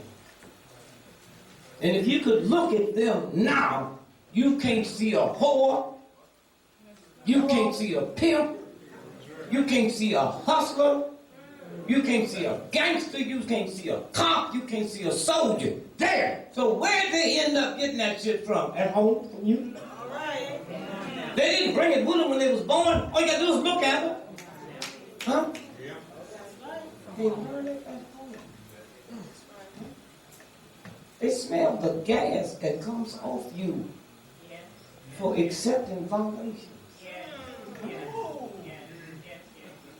Then get upset because, oh, nigga, never show up to work on time. Why should I? Why should I show up? The earlier I get there, the earlier I get insulted. The earlier I can get off, the sooner I get free. Y'all don't even see that. That's right. Somewhere.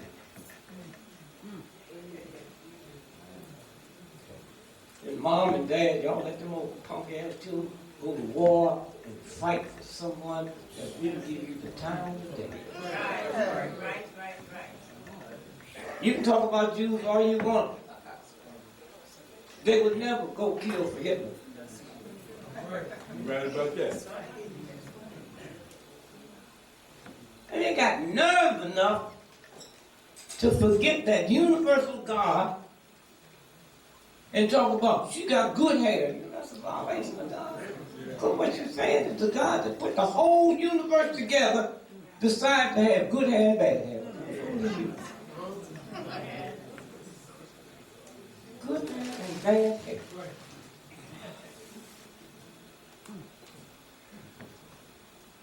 Oh, I don't like this nappy hair. I bet if Harvard and Yale found out tomorrow that nappy hair killed cancer. Come on. Woo! Y'all be walking around with locks on your cap, and the best, fastest selling thing in the black community be king quick.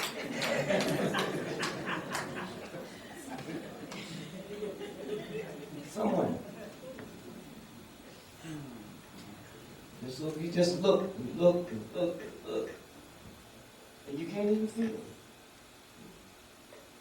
You can't feel this big thing that's fixing to happen. Who got their glasses on? Come on. I need some help. Here.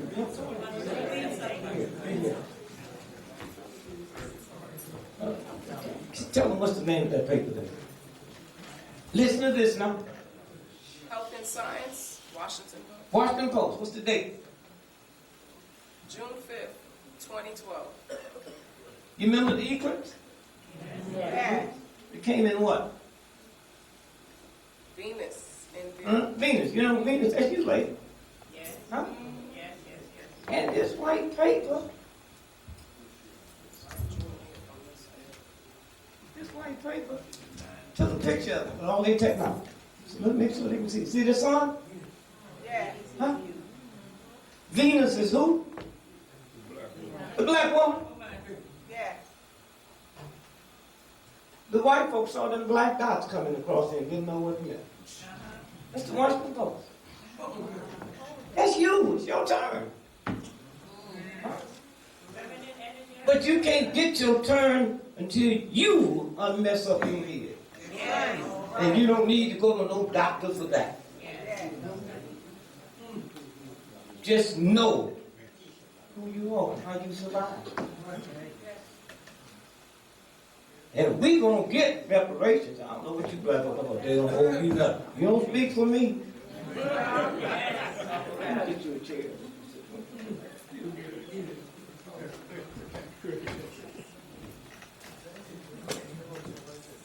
You hear me?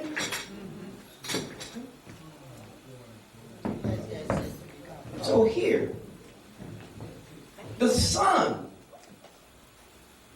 told the whole universe was coming up for you. And you don't even know it. You should see it. And so he's in there. You have to get rid of that. Thank you, dear. Just sit there and get down. Somewhere. All of this stuff. When I was a little boy, I used to go in the white neighborhood and throw bricks at this little black jock. You ever see? You ever seen? Jockey.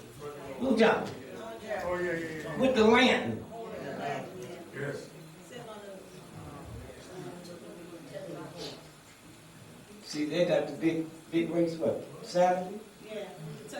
Baltimore? Right, yeah. Preakness.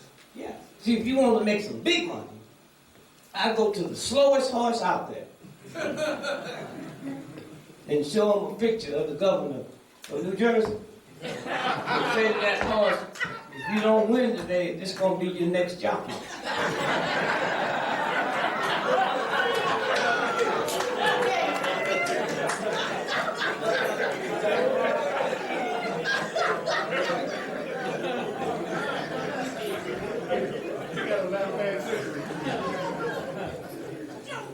And then one day, I kept thinking about a jockey with a lamp. You ever seen a jockey with a lamp in there? And then I said, wait a minute. So I had my little friend, we used to hang out together, named Boo. And you know what we found out? This wasn't no jockey. This was one of the great military minds on the planet. He's just 14 years old. Him and his dad was George Washington's military advisors. Oh, wow. And what this lamp represents, George Washington one day They was out waiting for the British to come.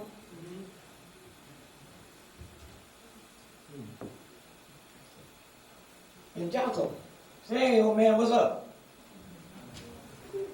Well, you mean, well, you look kind of sad. 14 years old. He said, well, I think the British is going to attack down there where my army is. But there's a possibility they might come this way.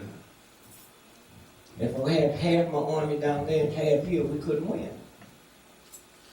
He said, well, I think they'll come down there too, but see where we're standing now?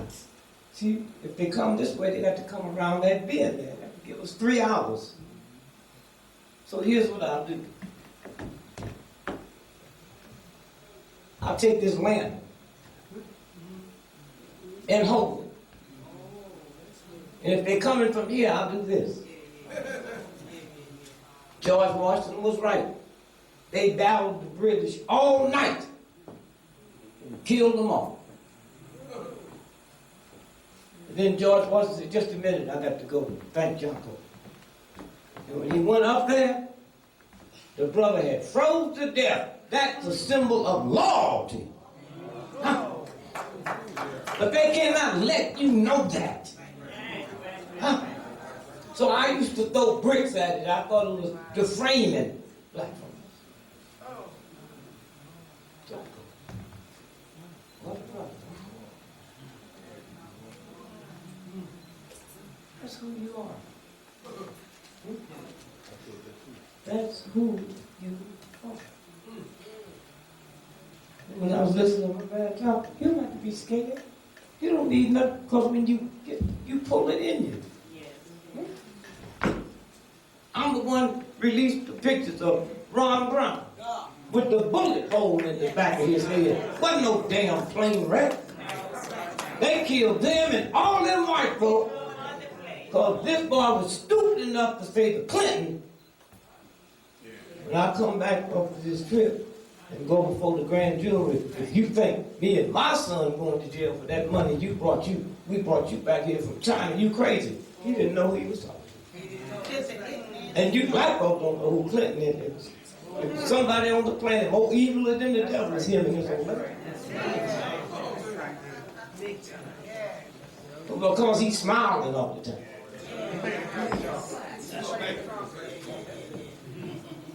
Microsoft. That thug. Y'all sit and look at it. How come he ain't sending vaccines to white folks? Right, talk about it. It's killing black folks. Y'all don't even know it. You don't even feel it. Somewhere.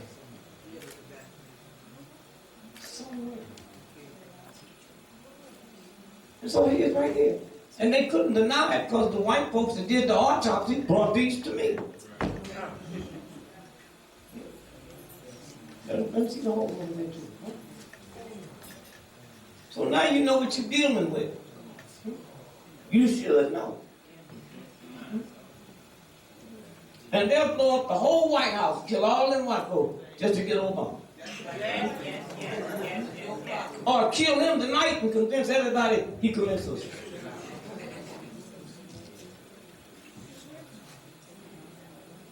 They say, oh, Obama, oh, he went to the best schools and the best this.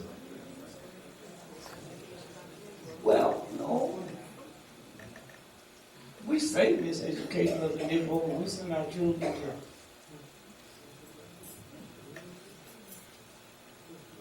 Howard University. Who was Howard University named after? General Howard, who became famous for killing Indian children. Not miseducation of us. But all the information we got, my mother's mother worked for Franklin Jesse James in the Booze Heaters on Missouri. So as a little bitty boy, we had that information just walking around the house. That when they killed Jesse James, Frank took the money and changed his name to Rockefeller.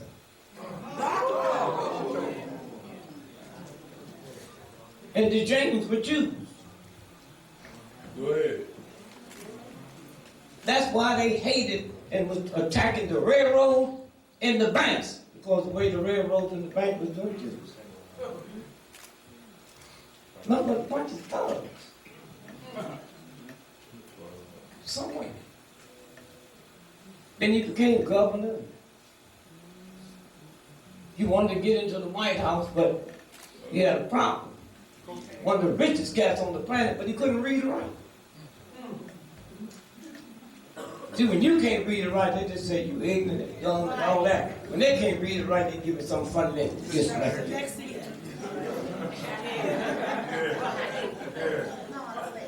David Rockefeller couldn't read or write. One of the greatest bankers in the history of the world.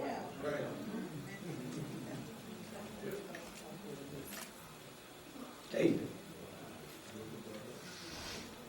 I have 10 children. I told them, you know, they got you trapped with the law. The law says if you don't have your child in school by the age of 5 or 6, you can go to jail. But if you got 3 children and 2 of them starved to death in the house, you can't go to jail. That didn't change you something. They'll just take the other children and put them in foster homes. So since when do death carry less a penalty than not putting your child in school? Because if you don't put them in school, we can't wash out that natural. Well, I got 10 children. I said, look, reading and writing is a violation of God. So my wife's mother, she said, why are you telling me that? I wasn't talking to you. You on a big old 700-acre farm. I bought the old farm, Liggett and Myers had. I said, you just sit there now, be careful now, I'll cut your heat off.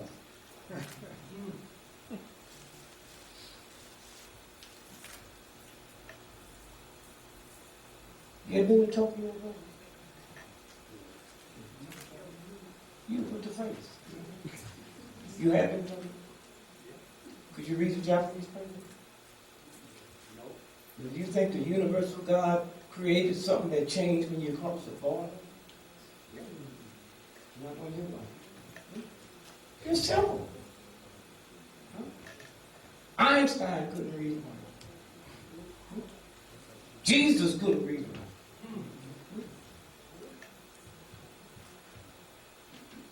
And so when I said what the little children end up being, they got it from you. My mother was always reading King James Version of the Bible. She didn't even know King James, King of England. She didn't know that King James was such a weird, strange homosexual. He hated women so bad he killed his mother. His lover was Lord Buckingham, who Buckingham Palace named after. That's right. That's right. And y'all run around hating up on gays with the book in the house. But one thing about King James, he didn't lie. He didn't say this is Jesus' version or Muhammad's version. He said this is my version.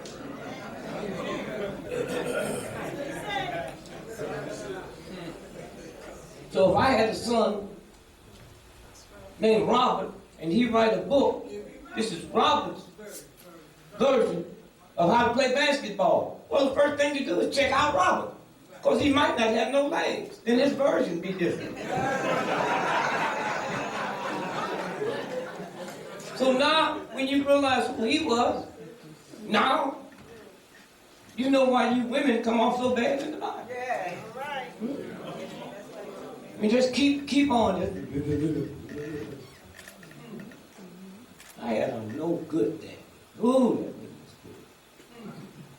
But if I did something wrong, he'd yell at me, talk crazy, but he wouldn't put me in a furnace, and you're going to tell me, this God is going to burn somebody? I don't want to be with him. Huh? I mean, think about that. How are you going to tell me God? God is a jealous God. Well, you're crazy. Jealousy is a violation. If my 10 children, if I was jealous of them, you know I'm doing something I ain't supposed to be doing. Fear God. Fear. but you swallow it up because you're looking for something that you came here with. And you want to talk about the Moors, the North Star, that's you. And the white boy with this old dumb thing, he already told you who he was. He said, you got 1/32 of what? You know what he just told you? In order for me to equal you, I got to put 32 white boys next to you. Right. Right. And then reduce you down to something to make you believe you less than what you are. Right. Somewhere. You know, I'm sitting there and say he voted for me.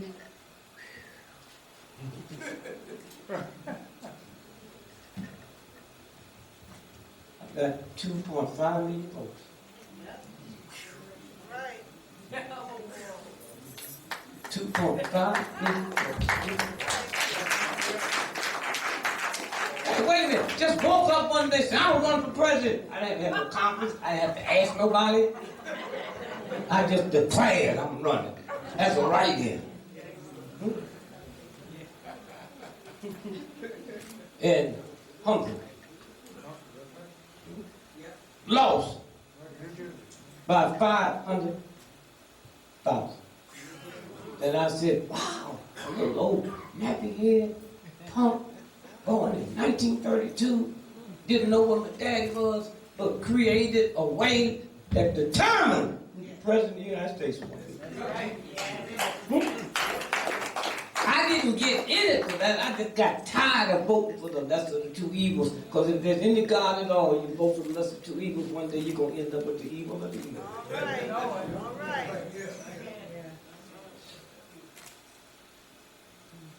And then be crying when it's over. I got to go to a peace rally. That's somewhere this week, next week. Round trip, first class. That's what I paid for my ticket. And you know how much tax I paid to go to a peace rally? At these thugs to take my tax money and buy bombs and guns and drop on women and children. So when they fall on my wife and family, grandchildren, at least I'm honest enough to say, about time, Jim. But y'all participate in this and think you separate from it just because you don't like you. All of that stuff you out there doing, including the lead manganese he drops in your neighborhood at night while you sleep. And you so ungodly and unspiritual, you don't even know what to do. You think that's your children that's doing that. Huh? And I wish it would come a day you black folk stop taking emotions and think you're going to change something. You're not qualified. When that white boy decided he was going to go to outer space, he didn't just get old drunk with a bunch of rednecks that love America. He got scientists. Huh? I have probably the best research team in the world. Listen to this.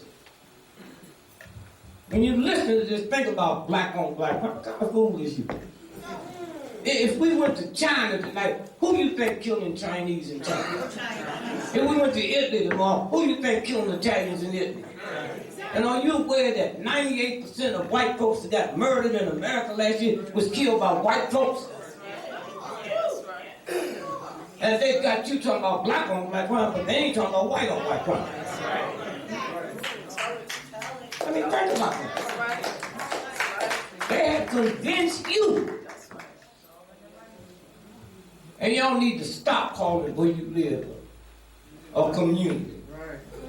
A community is where you control your police, where you control your banks, where you control your education. You live in a neighborhood, and what is a hood? It's something you put over your head when you're trying to hide something. It's the only place you got to live. And you let some cop come in and shoot you in the back of the head 40 times, and you don't even lose your appetite. Hello. It don't bother you men and women to see grandma 92 years old, got to walk past this door pushing to go down to CVS to get her arthritis medicine. That don't bother you? Huh? We don't bring drugs in this country. Them white thugs bring them in. And you let them stand on your neighborhood and call yourself a man and wear your damn medals, all them folks you killed overseas for war. But this thug punk. And mama, you should really feel bad because that nigga came out your belly. He didn't come from another planet. He had little bitty feet, and you watched them grow. You bought him toys for Christmas. And now, all at once, you scared to walk past him. And not honest enough to walk up to him and say, Milton, I didn't bring you here for this. I want you to off this corner by tomorrow. I'm not confident. I don't have a right, but you my son or my daughter. Be off this corner by tomorrow. I'm not saying you can't sell drugs, but you're not selling in my neighborhood. And y'all don't even look in the mirror and see your filth. It is not normal. You need to wake up. In a neighborhood that I helped build, and this thing that I produced terrorized everybody. And me as the mom or the dad said, no, you're going to do this over my dead body. And then y'all come out to meetings like this here and listen to it and then go back to that same field. Black on black on. Listen to this. Crime linked to pollution. Wait, I'm sorry. Crime linked to pollution. Polluted water can cause brain damage that turns ordinary people into violent criminals. Oh, wait a minute. Hold it. This ain't some thug on the street talking for emotion. This ain't some cracker that hate you. Now read this again. Huh? I'm 81 years old. Huh? Most of the stuff I missed. Next time y'all leave, y'all go by the store. Huh? And get a can of June peas. And look at the label where it says ingredients. You was gonna get what peas? Look at the ingredients. They got 16 words under the ingredient and 14 on you can't pronounce. And it never dawned on you that that child's behavior pattern is all that acid, all that stuff, right? Poison, color added. That's paint, isn't it? And then if y'all that teach school, you know what happens to them children after lunch. That's them chemicals. And you so busy being a nigga, blame yourself. Boy, you got to behave yourself. I'm going to tell your daddy and you go tell Monsanto.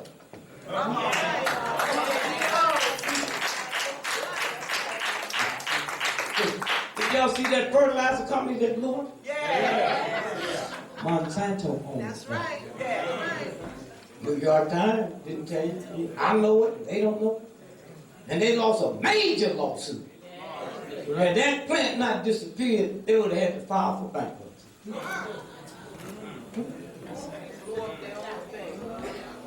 What they say,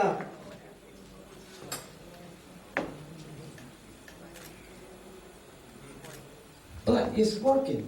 I don't think we can, I would never say this publicly. I don't think it's working fast enough to save it. Somewhere. Looking here. This is the energy coming out of this room. This is one of the bright lawyers that's ever lived. Okay? But there's a thing called ether. Yes. And what happens in this room tonight goes all the way around the universe. Yes. And as filthy and as nasty as this country is, a week ago something happened. Something happened. 37 mentally retarded human beings working on a turkey farm. Went into federal court for somebody like our brother here. You take it to court. All right. Did I say they were mentally retarded? Yeah. Huh? What's that headline? Listen to this headline. Last week this happened. Iowa jury rewards $240 million to mentally disabled workers. $240 million to 37 mentally retarded farm work. There's something going on in the ether. In turkey plant. And I can trace it back to you. May 1st, 2013. Rutgers. A jury of Wednesday awarded $240 million to 32 mentally disabled workers at an Iowa turkey processing plant to compensate for what government attorneys described as abuse by the Texas company that employed and housed You them. hear this? Huh? They got reparations. There's a change. Huh? There's a change. They so messed up, they didn't even know they was in court. 37. But they kicked them and beat them. Sometimes didn't feed them. Something out there is being created to help us on the way. And all them little guns y'all got out, all these guns y'all got out, that ain't gonna help you. If your gun was bought in the last 40 years, they put a chip in all them guns and they can blow them up and you too from a satellite. Come on. Y'all go on. Come on. And have fun. Men make high heel shoes for you women, but they don't wear.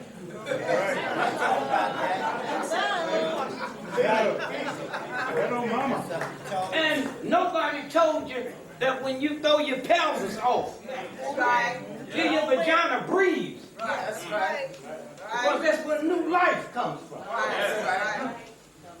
And they'll throw it off and you walking all kind of way and you get all them kind of infections.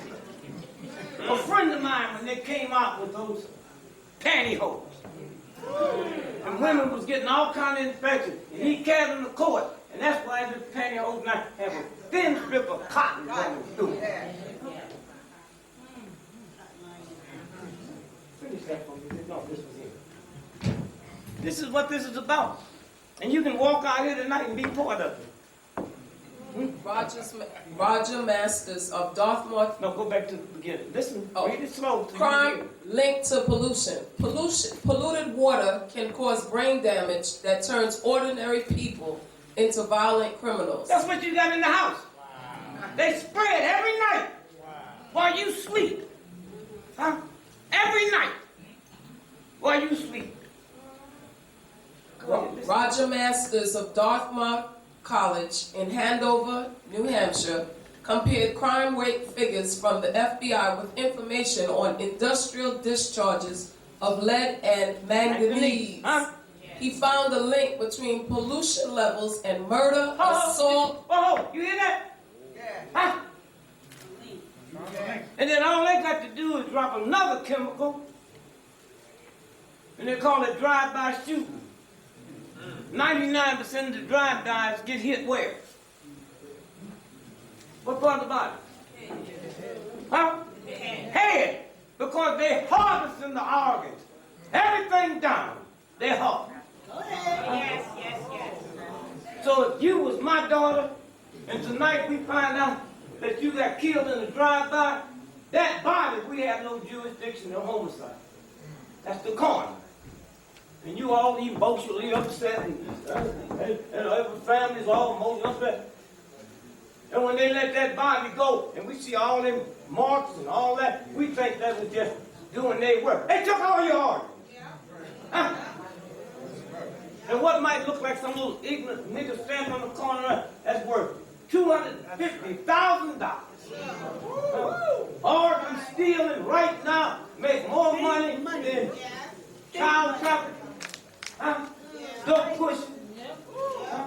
That's the #1 money maker on the planet. Y'all don't feel nothing? Talk about it. You don't feel nothing? That's what this is about. I wish I had a mirror so you can see you now, and you're not looking at no murderers or criminals. Huh? This is induced. Go ahead. How many of y'all read about 6 months ago about them cannibals who was eating folks? You heard no more about it? Give him the mic. You heard the State Department, you heard the President. They can come in with a gas tonight and you start eating one another. That's where this stuff is. Huh? And y'all walking down thinking y'all so here. Oh, can't forget. Pants was on.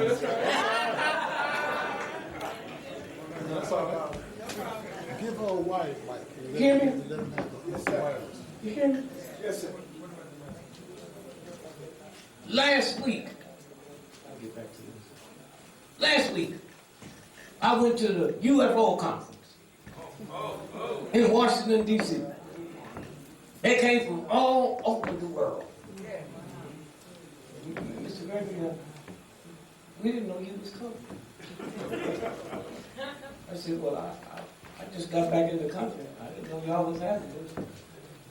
Well, we read so much about you and UFOs. We'd like for you to be part of it. I want to be part of y'all's country. I've been sitting here for 2 days listening to y'all, and you all talking about these things you don't know like you talking to some sharecroppers in the field. Oh.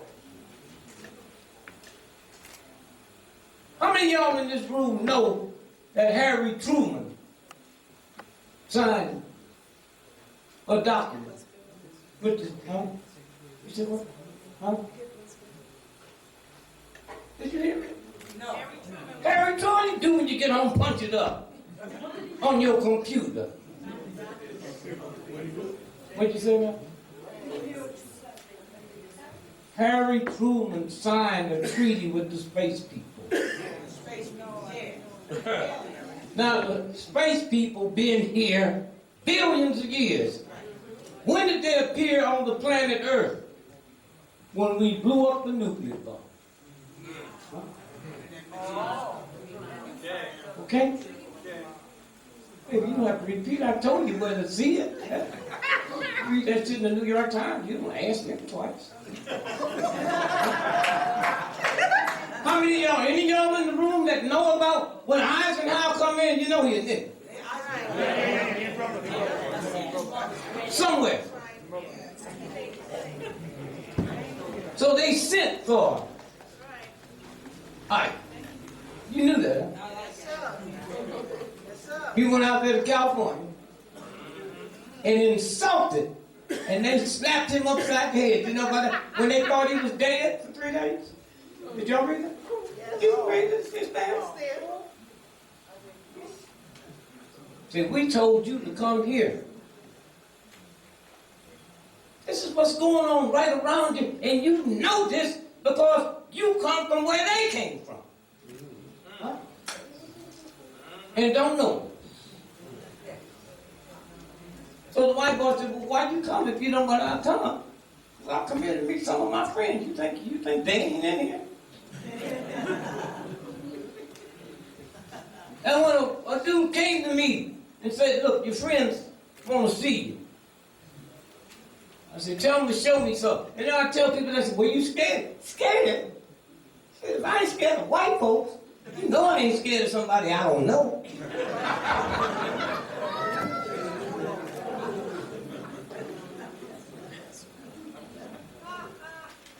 Admiral Byrd, y'all know? Yeah.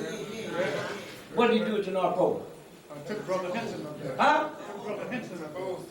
No, get up in that brother shit. He went through the hole. Okay? He went through the hole and bumped in.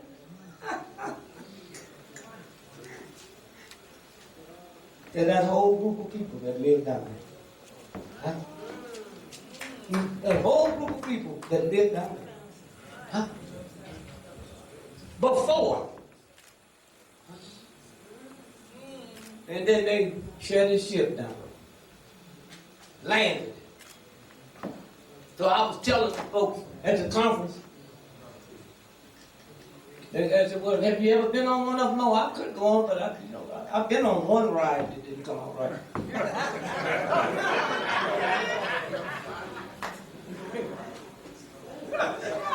Listen, it hovers like this. And it takes off from here and do 100 million miles an hour. So I asked the guy, how do y'all do that? And I felt so bad. He said, we dial it just like you dial your radio. Amen. You turn from one station to another, and we go from one speed to another instantly. That's what this is about. And they told him, he said, oh, the guy asked me what was I laughing about? Because I got some black boys, but they don't believe it's a white boy on this planet. They can't work. And when I realized the guy I'm talking to is one of them, because I'd ask him some questions, and he would instantly tell me. And I said, I so one of my partners never run into your ass in the park when they think you just an ordinary white boy.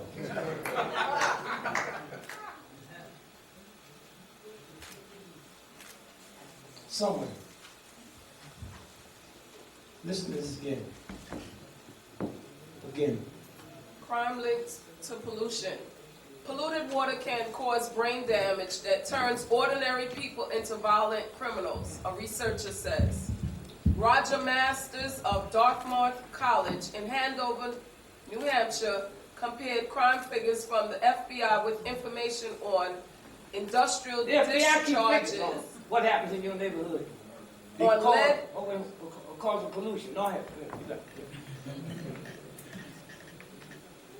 on industrial discharges of lead and manganese. He found a link between pollution levels and murder, assault, and robbery. Did you hear that? Counties with the highest pollution levels had crime rates triple the U.S. average. Wow. Okay? And they got you believing this is some Negro thing. They don't care. I'm one of the nicest, kindest people in the world. Respected all over the world. Never took my phone number out the phone book. I'm still there. Never had a bodyguard. Who the hell I'm gonna be scared of, y'all? This is what this is about. If you know who you are, had an agent came up to me in Paris last week. How come we can't kill you? Oh, wow. Ain't they crazy? They mad because they can't kill me.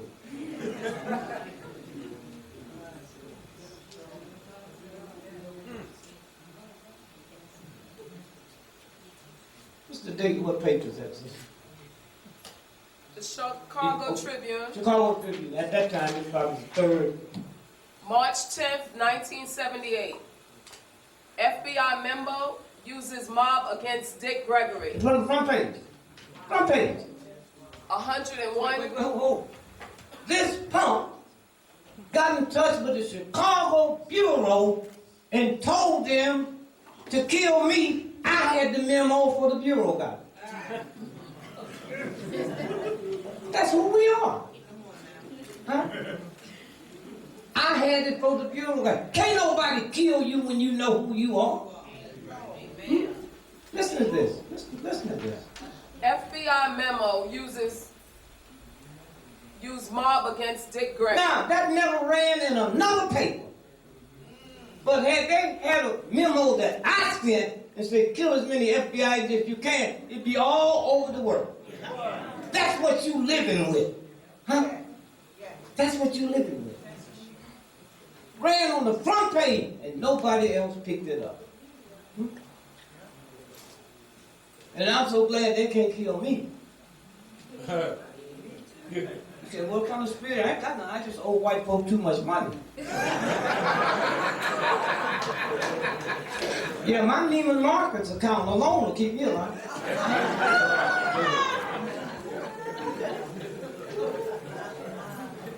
And you black folks, that, why are you worried? My brother called me, he used to work for Enron.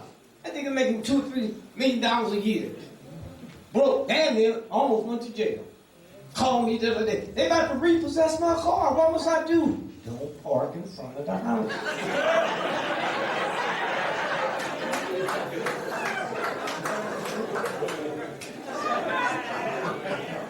Somewhere, when you know who you are and stop worrying about a whole lot of stuff, this famous picture here. Famous picture. This is King on the balcony. Y'all remember that picture? Right. King's laying there on the floor. Nobody's with him. Yeah. How did they know it wasn't going to be another shot? So you know them niggas part of it. Ask yourself a question. A bullet come through there, we going to hit the floor. Back there, how did we know them redneck niggas and crackers didn't come to kill them all? They just pointing the wrong way. Everybody goes the wrong way.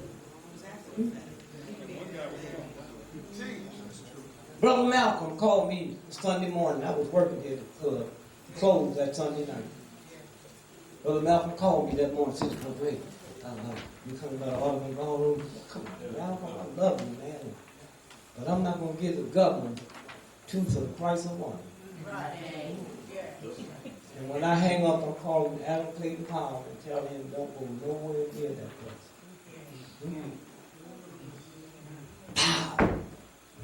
You remember the picture he's on the floor? The guy giving him mouth to mouth?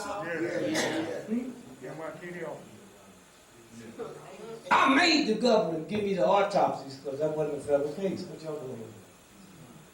How y'all investigating this case when it's not a federal case? That's a stand-up for me. Yeah. Now, something went on in the back of the room. You run up to the stage with your partner. Now I'm on stage. Now, show me how you're going to shoot it. Well, you got it right. How you going to do it? Right. Yeah, you got it. Uh-huh. Yeah. Up, right? When we got the autopsy, all the bullet in Malcolm going down. They gave them punk thugs blanks. Huh? Yeah. In the balcony where they were shooting. You got it. So we boys, we got with the CIA. They admitted they went in there 2 weeks before they killed him.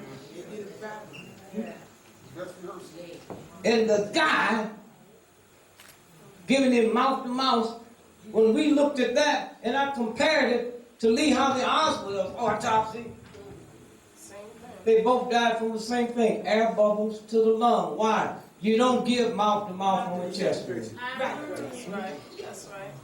And now that punk, he's in CIA now. Yeah. He was such a secret cop. He didn't even get paid by the New York police. Utility company paid him. That's what this filth is about. Somewhere.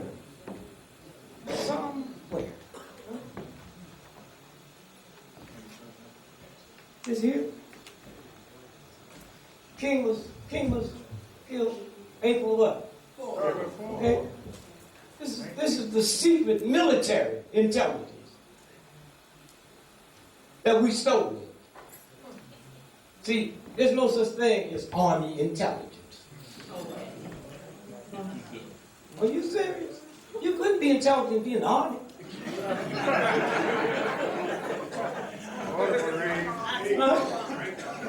I didn't try to say that. If you was in the army, you wasn't intelligent. Did you kill anybody? Oh, no. You been reading how they've been raping all the women in the army? Nobody give a damn? Huh? They didn't get the position. I just said it. You all kind of cute, man. Listen, just read this here. This is their secret shit. Read it right there. After action, civil disorder operation, lantern spike, That was their code name. 28 When did they go into Memphis? Dates there. 28 March March. through the 12th of April 1964. They went in before and stayed in case it was somebody else they had to kill the accident or something. Huh? We, when you buy your bread and your baby food, we pay tax money for this crap. And you don't feel nothing? Huh? You think it's them and not us? March 28th, you came out. April the 12th. But you've been living with this boy long enough. But February the 2nd, that's Groundhog Day. If the groundhog sees the shadow, what happens? 6 more weeks in winter. When y'all go home, sometime this week, get a calendar. And no, hear me, Dick. No. Spring, March 21st. Come from February the 2nd to March 21st. That is 6 weeks. Ain't got nothing to do with that damn groundhog.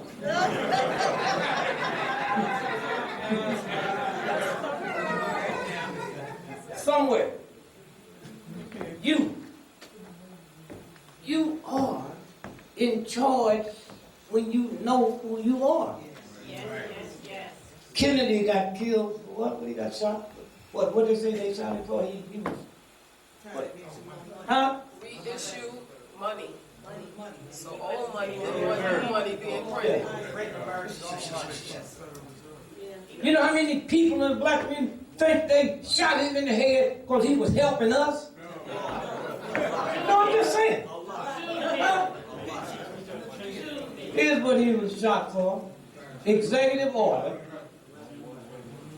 11110.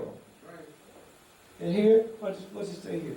On June 4th, 1963, That's when he signed it, but it takes 6 months for it to go into force. a little-known attempt was made to strip the Federal Reserve Bank of its power to loan money to the government at interest. That's what he was shot for. Now, in 100 years, in 1863, Same thing. same thing with Lincoln. Lincoln. He was going to executive order to bust the central bank. That's right. But you got to believe it. All of us believe it. Oh, Lincoln. Did y'all see the movie Lincoln? Yeah. Go back and see it again. How many of y'all here know Lincoln's daddy was a Lincoln? Lincoln was black. Mama. Now you see in the movie when he touched it, talked about his nappy hair. That's what that was about. Okay? That's what that was about. And one day, go to the Lincoln. Come on. Lincoln's known all over the world. Not for slavery. The Emancipation Proclamation. Go there at the Lincoln Monument. Not one word is mentioned of the Emancipation Proclamation. And so somewhere in the movie Django Unchained, I saw it 41 times. That thing, I've been all over the world. I go anywhere you could go. I've been there. But nothing.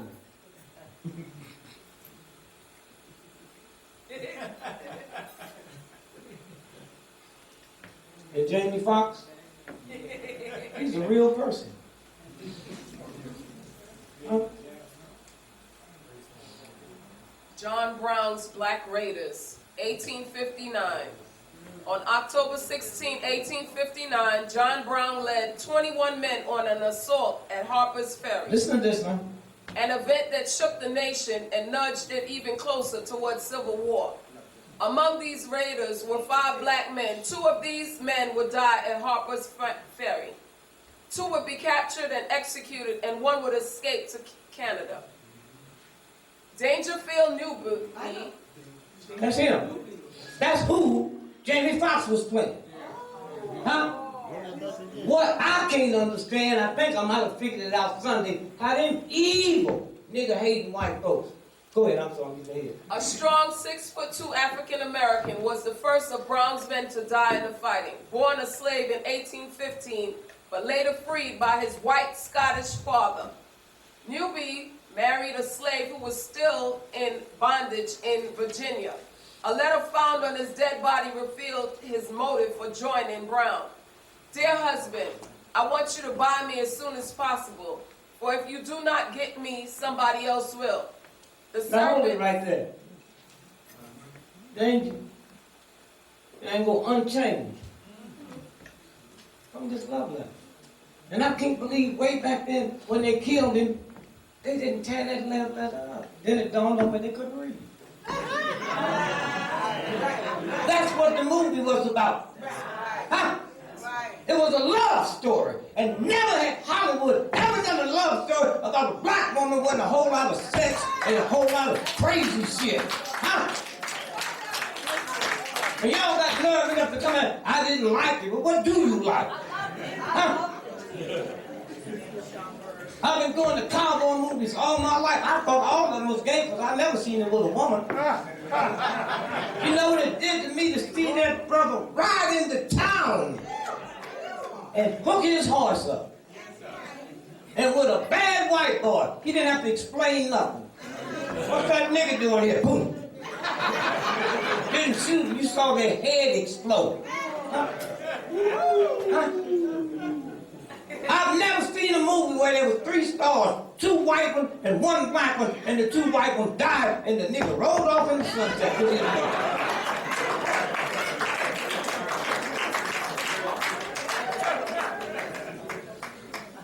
Think about what you looked at. A slave woman talking German. Not some more, oh, yes, boss. Think about it, that crazy white woman. That nigga put together, that crazy, that was crazy. He sent me the script a year before to look at it. And I didn't understand it till you see it. I didn't understand slavery till how many of y'all? The chains on his leg? I knew the chain gang, but I didn't know how it cut through. That boy's leg looked like hamburger meat. I didn't know how they treated the sister. You hear? Did you see when them 2 black men was fighting in his house up there? That's a sex thing. Huh? That's a sex thing. That's his game. Think about it. Somewhere. Never in my life did I think I would live to see that portrayed in a movie. See that portrayed in a movie. And they rode off in the sunset. After he finished killing that guy. I walked out, I didn't think there was any more white folks left. I walked out the movie and said,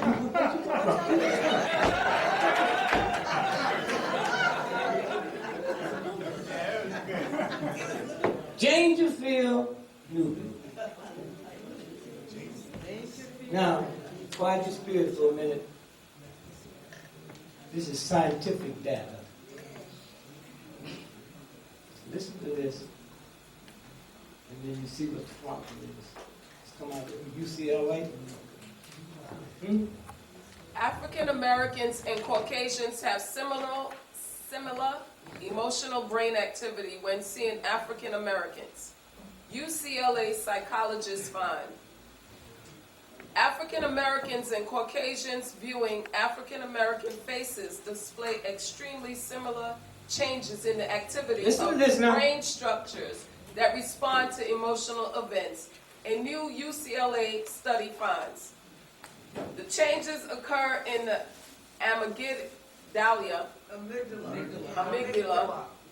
a region of the brain that serves as an alarm to activate a cascade of other biological systems. Hear this good now. To protect the body in times of danger, said Matthew Lieberman, assistant professor of psychology at UCLA and lead author of the study. The findings will be published May 8th on the online version of Nature Neuroscience and later in the print version. 5 out of 8 African Americans, 63%, responded with significantly more activity when presented with expressionless photographs of African Americans than when they were shown expressionless photographs of Caucasians. Lieberman and his colleagues found 7 of 11 Caucasians, 64%, in the study. Hear this. They showed them all kinds of things that they knew, their family, and they got it hooked up. Then they showed them a picture of a black man, and 64% of them white folk fear damn near jumped through their skull. Then they did the same thing with black. 63%. So you think you're not white? Huh? Your mama's black, your daddy's black, your brothers and sisters black, and yet, this is scientific proof. You just escaped. Only 1%. Black folks ended up 64, you 63%. Now, before we get any further, somebody got to come in, and how do you get this out of here? You're doing the same thing drug addicts do. Deny you a drug addict. Slavery is legal. Well, look what the Jews know. The Jews ain't been in slavery since that stuff in Germany wasn't slavery. What happened to them slaves 5,000 years ago? Huh? It's in here. Huh? In here. And then they keep piling it on with other stuff. Piling it on. Piling it on. This is the case against Coca-Cola. Hear this real good. Workers contend Coke sent old soda to poor neighborhoods. Now, I didn't know till I got involved with this case that soda pop has an expiration date on it. And when that happens, you're supposed to throw it away. Listen to this. Coca-Cola. Huh? Go ahead, Debbie. From the shade of a loading dock, watching the big rigs shed You got it, baby. payloads of leftover Coca-Cola for supermarkets in the black neighborhoods of Dallas. You hear this? William D. Wait a minute. The expiration date. Not throw them away. They took them to a warehouse in northern Dallas, put a different date on them, and shipped them in the black neighborhood. On the way to school, your children buy them, you buy them. The polish is not enough to kill you, but it's those metabolism. Huh? Coca-Cola. Huh? Convenience stores. Follow your children to school one day. They go to the convenience store. You ever been in one? Ain't no carrots, ain't no onions, ain't no garlic, just salty, sweet stuff. Huh? The date. May 19, 2002. Yes, they did the same thing now. Here. Now this is serious. The riots in L.A. Rodney King. Now let me show you the different research and just some manipulated bullshit. I watched that. And I said, wait a minute, something ain't right. It was a family who filmed that. Never been in America in their life, from Australia. Australia. It happened at 3 o'clock in the morning. At 7 o'clock in the morning, that film was going all over the world. How did they know who to take it to? So I called one of my researchers, man, you got to get back to me. I got to go to Europe. You got to come back here and check something for me. There was 2 other men in the car with him, and all of us, they disappeared mysteriously. I'll get back, Ralph said, man, we got something here. Said, Rodney King, 8 weeks before the beating, he was sentenced by a white judge to 9 years in jail, and nobody could explain why he was out. Okay? You hear me? So y'all sitting there with your emotional bullshit that how could they do this to him? Here's the LA Times. Listen to this. This is the ride. Listen to this real slow. May 10th, 1992, New York Times. No, that's the LA Times. I'm sorry, yeah, International New York Times. Listen to this now. They never have nothing nice to say about us. Listen to this. Los Angeles police differ sharply with I want prosecutors you to hear this now. on arrest totals. Los Angeles, May 9th, reflecting confusion that characterization response to the violence that take out 10 days ago. Yes, listen to All this. right. Listen to this. Read it Police- slow. Read it slow. Police officials said today that they had arrested 18,000 people from Wednesday night, April 29th, the day the riots began, through this morning. But prosecutors Hear said this now. they could not account for as many as 10,000 of That was those. organ stealing.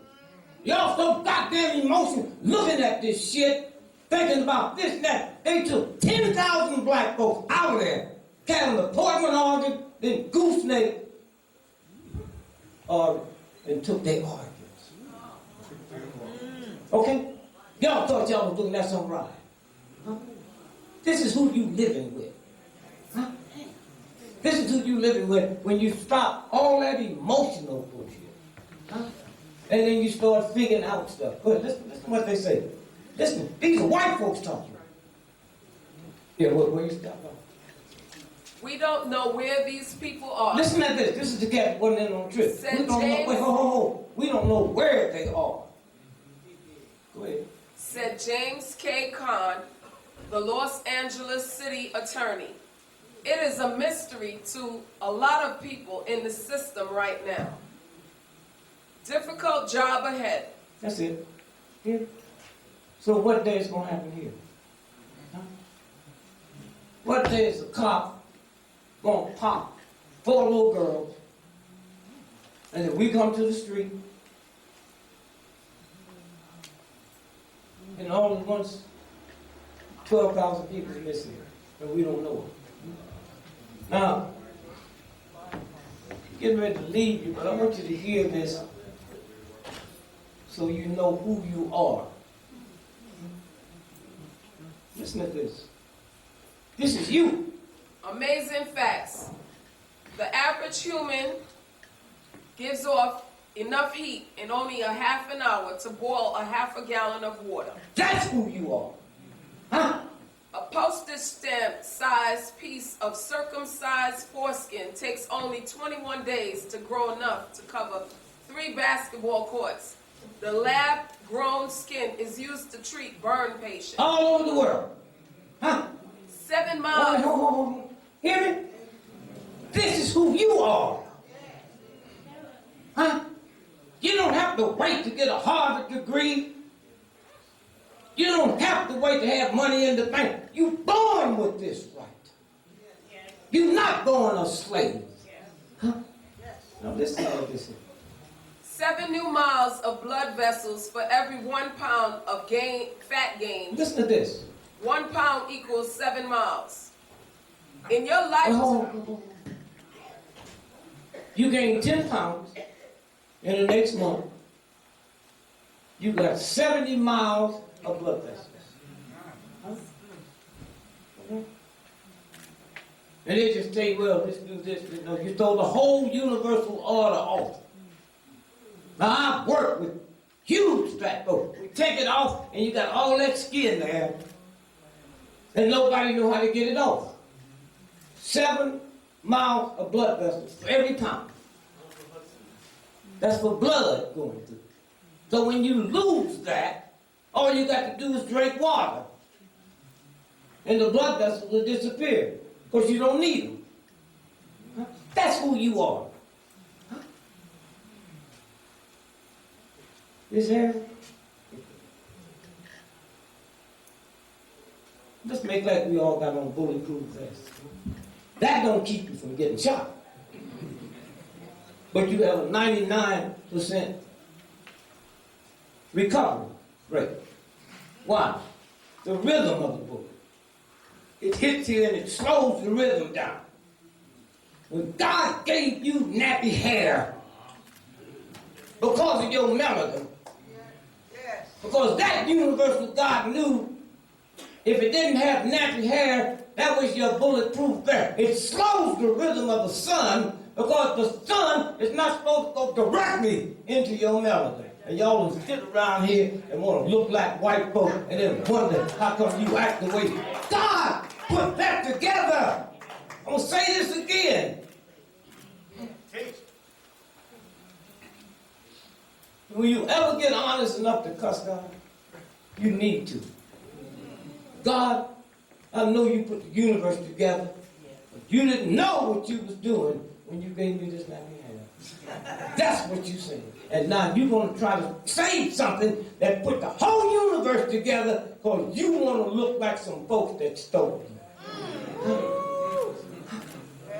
Because you don't know a damn thing about the curl, the slow the sun's rays down. Nobody told you you're not supposed to wear sunglasses. Huh? Except you cool. Let me tell you something. Vitamin D comes from the sun. That's really bullshit. It creates an action that creates vitamin D. You cannot live without it. But what they didn't tell you, the vitamin D that goes through your brains comes through your eyes.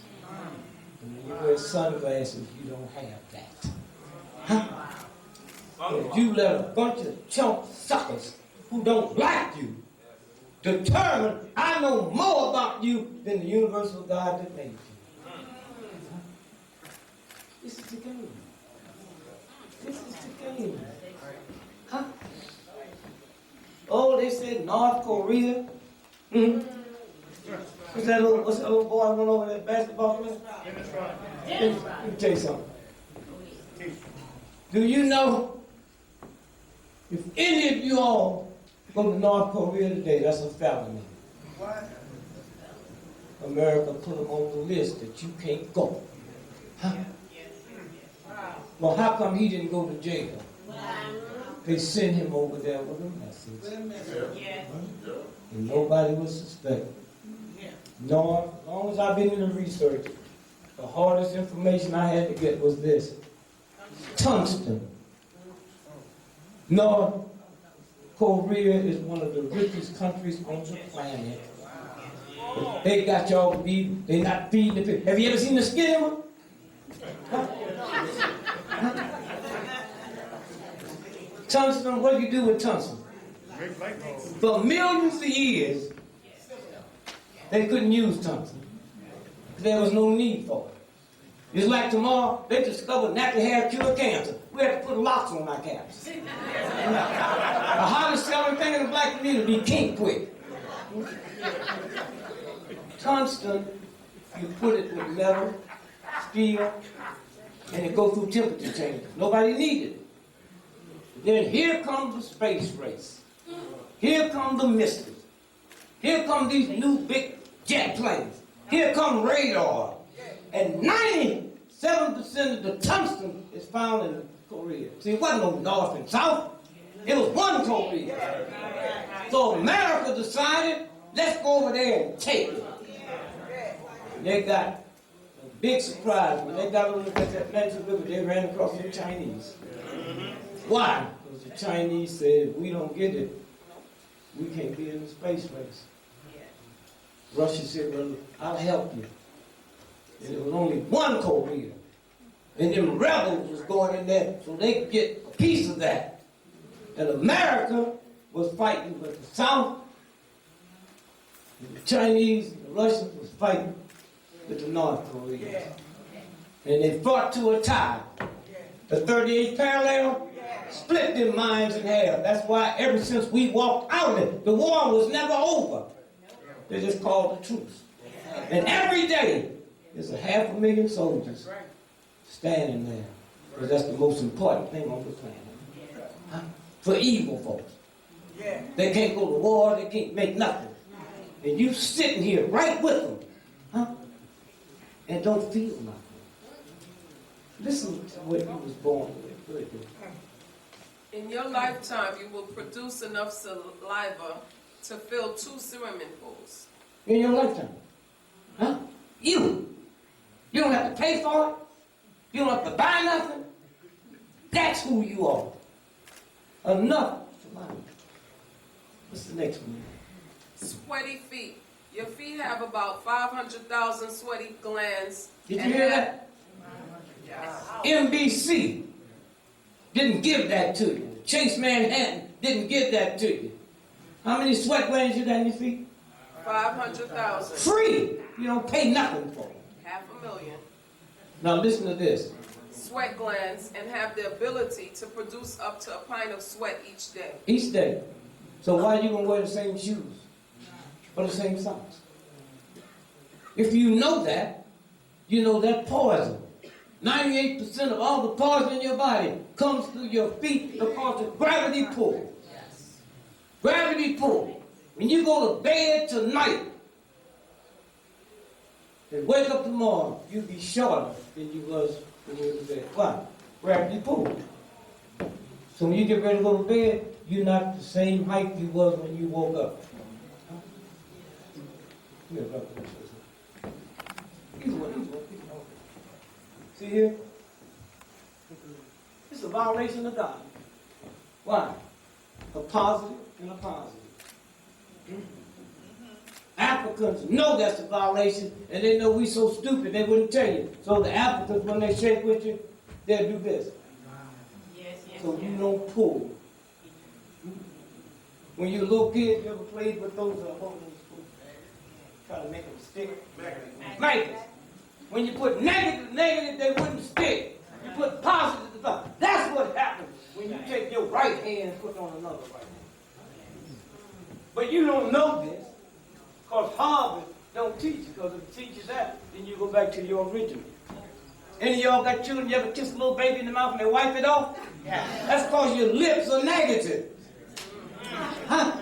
Don't nobody kiss in the mouth for the fool all over the world. They just touch cheeks. This is not his law.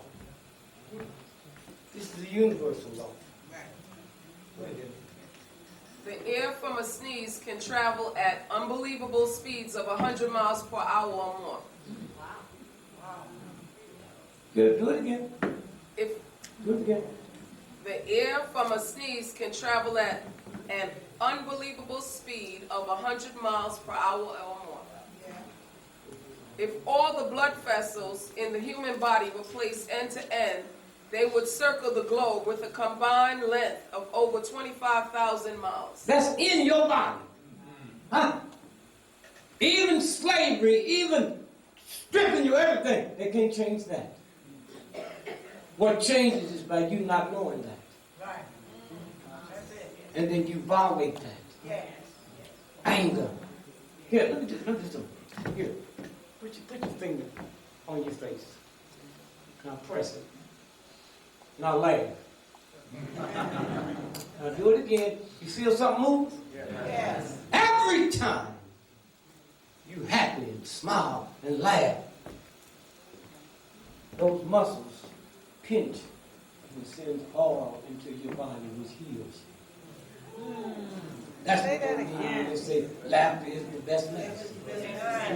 Now do that again. Press it. Now frown. Same movement of muscles, except those muscles, when they move, that put a gas in your body that destroy your good cells.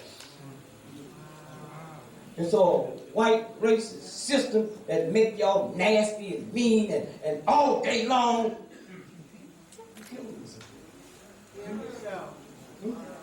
I don't have to kill you. All I got to do is just make you ignorant enough not to know what your body is. Now this is cute here. If a preacher was in here tonight, and this is what the preacher said. What's that headline say, girlfriend? Living religion. Sunday, March 9th, Don't tell 1997. me in the paper. Just read the headline. Peaceful behind Oh, here, the big one. in daily life, blacks found to be more religious than whites. Now, do you know NBC, ABC, they hear you say that, they'll talk about what a racist meeting this was tonight. Huh? You don't even have the right to tell the truth about you. Who said that? What paper was that in? The Philadelphia Inquirer, a white paper. They have the right to say you more than white folk and nothing said. Huh? Underneath that second headline, who did the research? David Briggs. No, let me read it to them. Yeah, listen. A study called the most exhaustive ever of race and religion The most exhaustive ever. Huh? shows the church's importance among blacks, a sociologist said. Okay, that's who you are. Blacks. Blacks.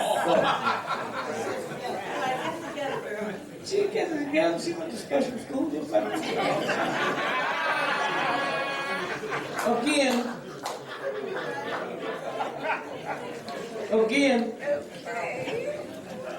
No.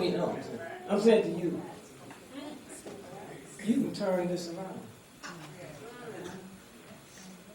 Just sit quiet. Just sit quiet. Go for a walk in the park. And talk to the trees. Yes, sir. Huh? Talk to the plants. Huh? The number one killer in America, not sugar diabetes, high blood pressure, cancer, the number one killer is sleep deprivation. Okay? Why do you think if you work the midnight shift, that's called the graveyard shift? The number two killer, dehydration. Huh? Dehydration. More people die in America every year than from all the storms, earthquakes, tornadoes, blizzards, everything. Drinking water. That's all. Drinking water. Number three killer, lack of physical fitness. That's all. All this bullshit, the gym and all that. No, all you gotta do is walk. Now watch this now. Watch this. I had a sister, an old black woman, tell me, I heard what you said, but I can't walk, I got a bad leg. Walk bad. Walk the same way you walk when you go and get them lottery tickets.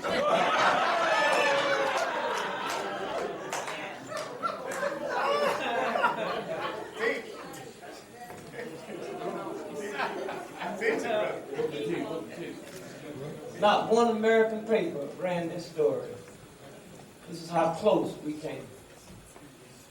Anti-Obama coup. Romney assassination plot. CIA Director Petraeus.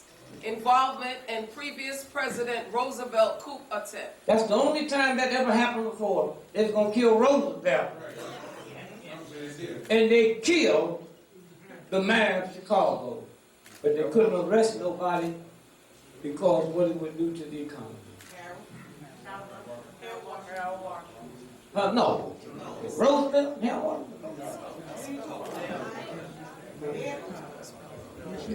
okay. The main intelligence directorate, GRU, is reporting today that President Barack Obama has accelerated the purge of the U.S. military officers involved in a coup against his regime. And now they're going to come back and get him on this one, and then they'll continue what they did before that time. By the firing in disgrace of former four-star general and current director of the Central Intelligence Agency, CIA, David Petraeus. Thank you. Here's what I'm saying. You can't be afraid. But you got to throw another energy out there. Another energy. The Pope thought he was bigger than anything. Who turned him in? What happened with the bucket? Y'all know what I'm saying? I had this story 18 months before the bucket happened.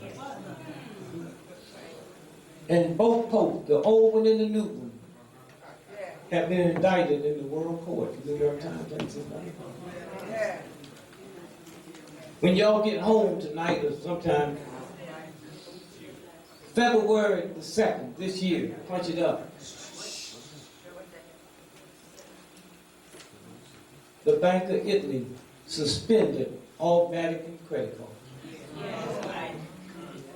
I got a little old trifling cousin in St. Louis. The nigga ain't got much, about $25 on it, but the folk them ain't got none.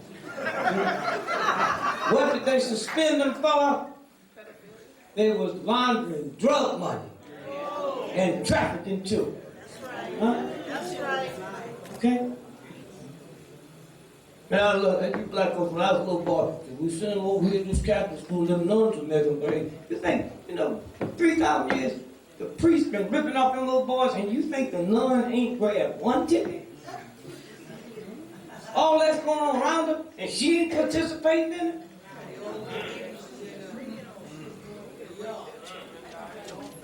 Somewhere. And so, it's you. You have the power, fear. Get rid of those 7 fears. Fear of poverty. Who cares? Fear of poverty. If I borrow $5,000 from you Friday, and I'll pay you back in 3 days, count on your fingers and tell me what day I'll give you your money back. Oh, wait. Oh, Monday. Yeah. Monday, right? Monday. Then how can Jesus be killed on Friday and rise in 3 days and he keeps showing up on Sunday?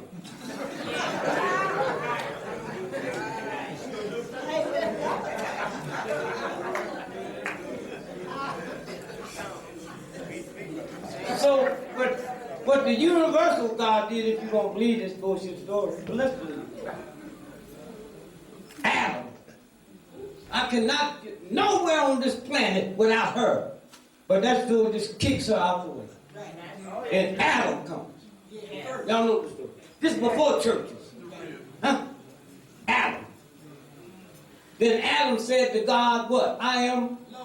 And when God said, nigga, how can you be alone when ain't nobody here but you?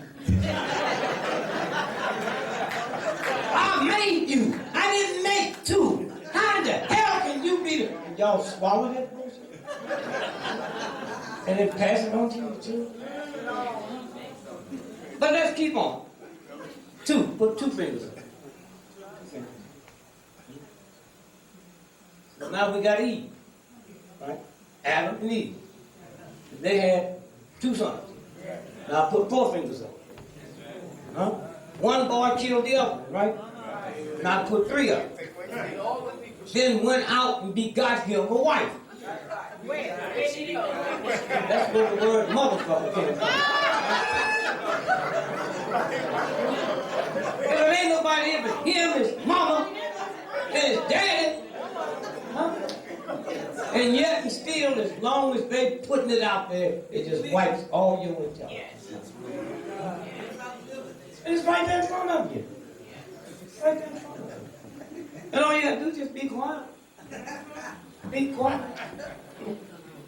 Get rid of your fear. Fear of poverty. Fear of death. Come on, that's the price you pay for living. You buy a car, you got to pay the note. Death. And you black folk got to stop all this bullshit about, what they call it now? When you die, what they call it? No. Come on, help me.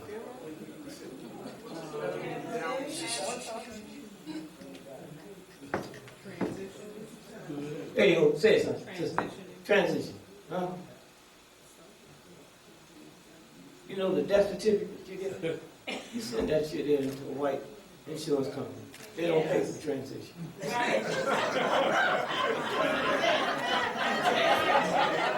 They pay for death. It's called a death certificate, not a transition certificate.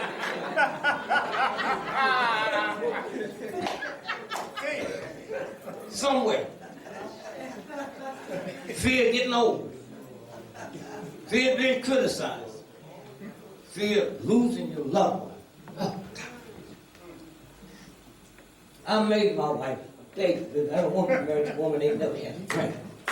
So we go out and get a taste. Remember when you had your first taste? You get it. So we driving back home and that stuff. Great. Let's make a deal. If I die for you, if you die for me, we won't see nobody else. I said, you better try to get that arrangement while you're You crazy? I'm planning on bringing somebody to the funeral. You know what she said to me? And let me tell you what happened when you say stupid stuff but you're listening. She said, what about having respect for the dead? I said, if we ever learn to have respect for the living, the dead might not die.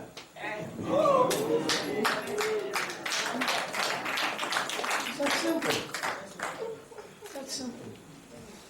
And so somewhere, what a crazy system will do to you, a crazy system will do to you.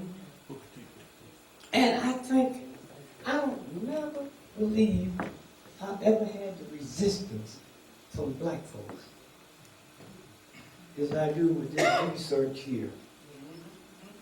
Nobody would strike a child but a fool. And when you look at the serious research, most of your violent sex criminals and murder come from them whoopings you get.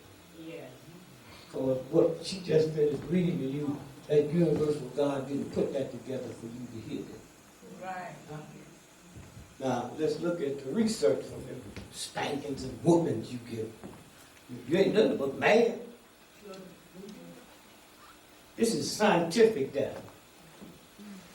Since you want to know what's happening to your children. Punishment leads to shame. Shame. Oh, don't read too fast, girl. Punishment leads to shame. Shame leads to anger. Shame leads to anger. Then to rage. Then to rage. And finally, violence. And finally, violence. Huh? Huh? You! It happens in the house. Ku Klux Klan might kill me, but they don't whoop me when I'm 5, 4 years old. You do. Now listen to this now. Shaming is the assault on the soul. That's this part in here that God force y'all talk about and don't know nothing about. In here. Huh? All right? But you think you raising the child. I bet you won't go outside and hit your cat right. Hear this now. Go ahead. When shaming reaches the inner core of the soul, That's in here. Huh? it leads to violence.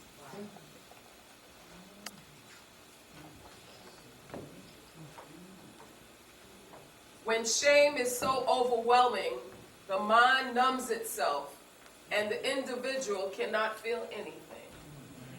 Come on, listen where this is going now.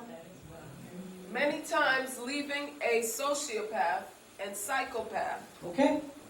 a living machine that can kill or maim without feeling or remorse. So you go on and whoop them, but be ready for them to hit you one day and stomp you to death. Because all the chemicals is in the food. All the chemicals is in the food. And do you ever ask yourself as we leave here, how is it that black folks is 12% of America's population, but 87% of everybody on kidney dialysis machines is you? Huh? Huh? You worry about the cracker lynching you, but that don't bother you? 12% and 87%, and go to Africa if you think it's a black thing. They don't have kidney dialysis. Why? Because they don't need it. They don't what? Need it. They don't need it. So don't say it's a black thing. Okay? Somewhere, that shameful, disgrace. Go to school, get you a degree. And by the way, get you kidney dialysis machine over here. Somewhere. We've come a long ways. Under all kind of difficult odds. All kind of difficult odds. Senator John McCain. You know him? Heard of him? How many of you all know that a military court sentenced John McCain to be death by the firing squad? Don't make no noise because you didn't know it. Huh? And if it wasn't for Dick Nixon, who pardoned him? Okay? When he was captured in Vietnam, he told on everybody. Huh? Huh? It got nothing to do with loyalty. The fact that white folks who hate him don't tell you what that cracker did. Huh? The Democrats run against him, they don't mention that. That's white supremacy. Huh? The Republicans fighting tooth and nail, and they don't mention this. They talk about patriotic, I love America. And you black folks think you love America. Well, here's what you do. More American flags are sold every year, 2 weeks before 4th of July. This 4th of July, y'all go to Harvard. That niggas cooking down. Cooking down. See how many American flags you see. See how many American flags you see. You can't even fake because there's something in you bigger than you that won't even let you pretend you love America. That's true. Okay? Somewhere. Listen to Sister here. Go ahead. New video describes Senator John McCain's treasonous collaboration with the enemy. If you thought Senator John McCain was a traitor for writing the NDAA 2012 indefinite detention sections, then you will be even more disgusted with McCain when you watch the video uploaded to YouTube on November 15, 2012.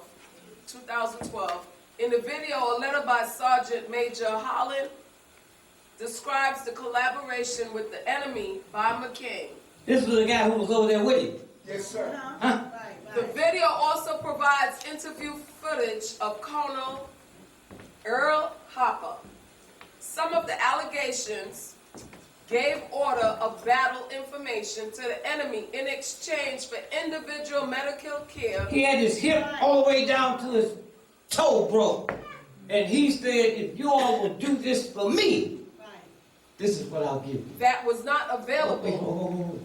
So now when the planes would take off, they would go over this way and then come back and then go in. He told them where they was going, and after that, the American planes that were shot down increased by 68%. Okay? And now he want to lay up there and act like, I love America, this and that. And the only reason he can get that past you is because you don't know. You can feel something, can't you? Go ahead, Dennis. For individual medical care that was not available to other POWs. Joined several other turncoats in freely making radio broadcasts for the enemy, knowing they were being used to affect the morale of American troops. Gave unauthorized interviews to foreign nationals, and to ease their efforts, McCain spoke to them in their native language. After McCain provided his information to the North Vietnamese, the number of U.S. aircraft being shot down dramatically increased 60%. Colonel Ted Guy, United States Air Force, another returned POW, was in the process of drawing up charges against McCain and other turncoats when President Nixon gave a blanket pardon to all who had committed offenses while incarcerated as POWs during the Vietnam War. Thank you. Now, let me just say to you, the sadness that we witnessed last Friday with Lil Malcolm. Yeah, speak on it.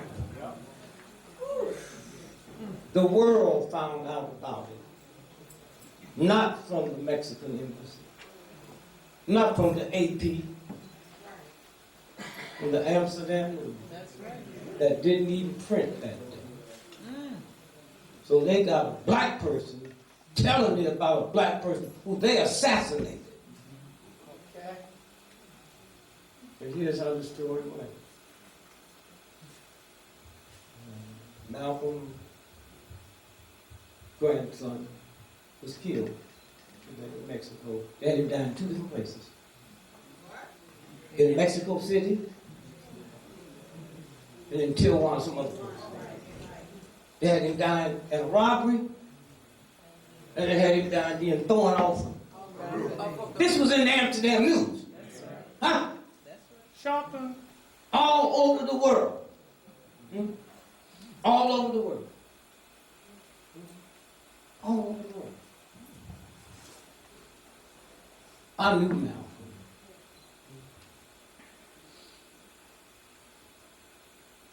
I knew better.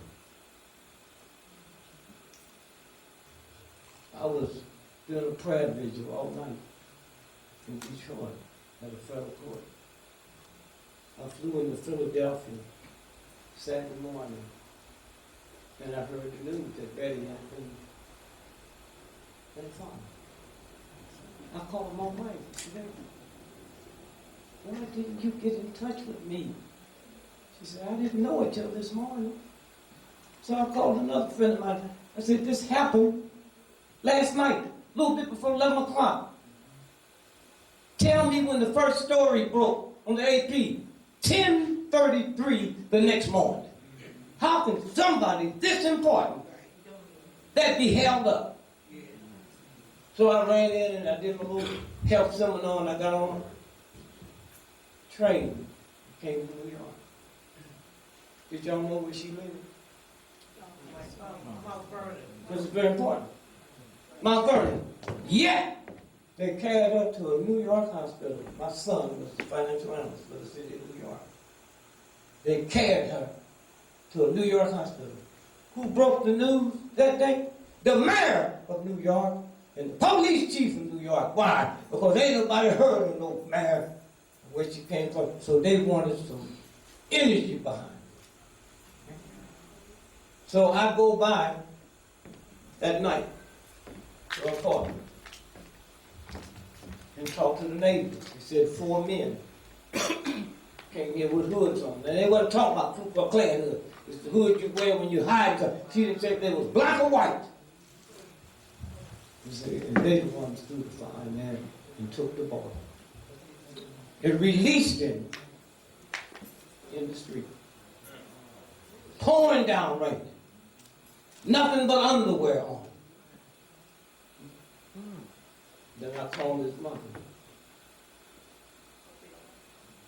And I said, "We need to do something. But you got to be creative now. You can't have no emotions. You got to forget that was your son. We got to find out something." It was a white woman that found him wandering through the streets. We got to go by there and be thanking her. So we go by and thank her. And I said, "Oh, by the way, how did you let me see you?" So I was looking out my window and I saw this little black child with no clothes on, crying. I opened the door and asked him to come in. He said, "What else?" She said, I realized this was Malcolm who just set his brother on fire. I said, "How did you know?" She was on TV. It's the news didn't bring to me yesterday morning.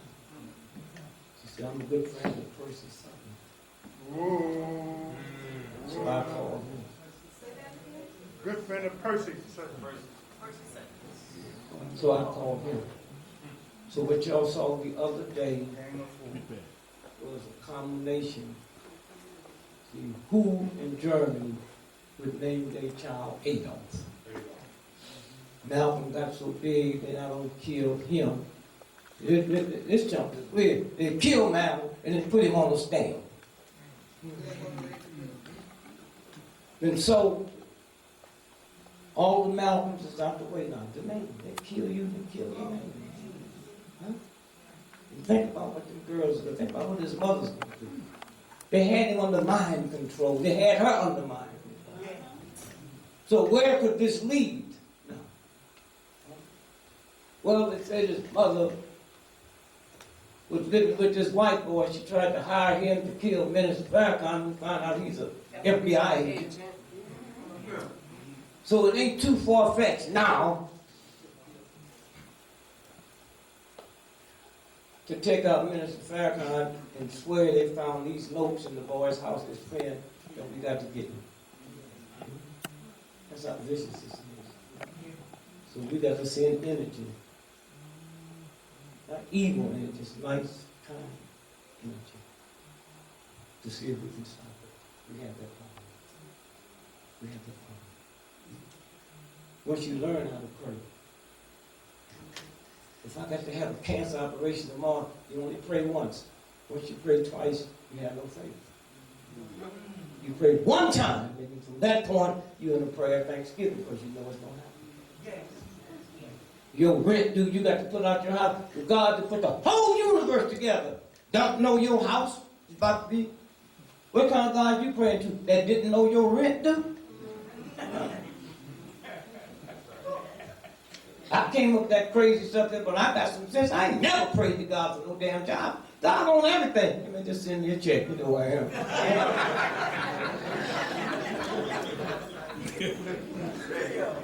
I prayed last night.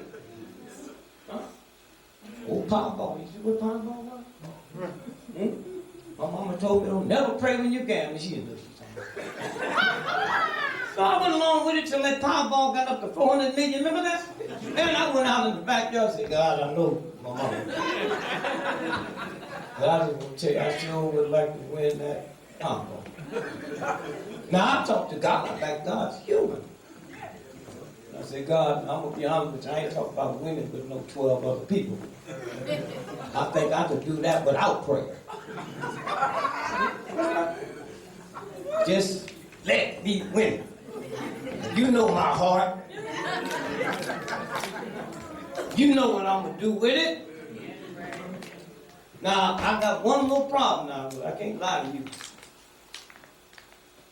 That was 10 years ago. I said, I've been married to this black woman for 44 years.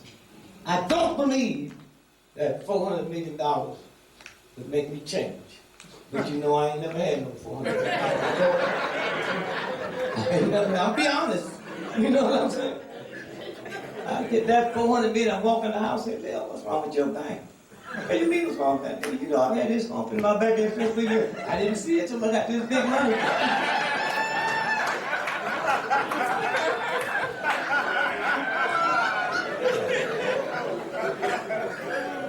So again,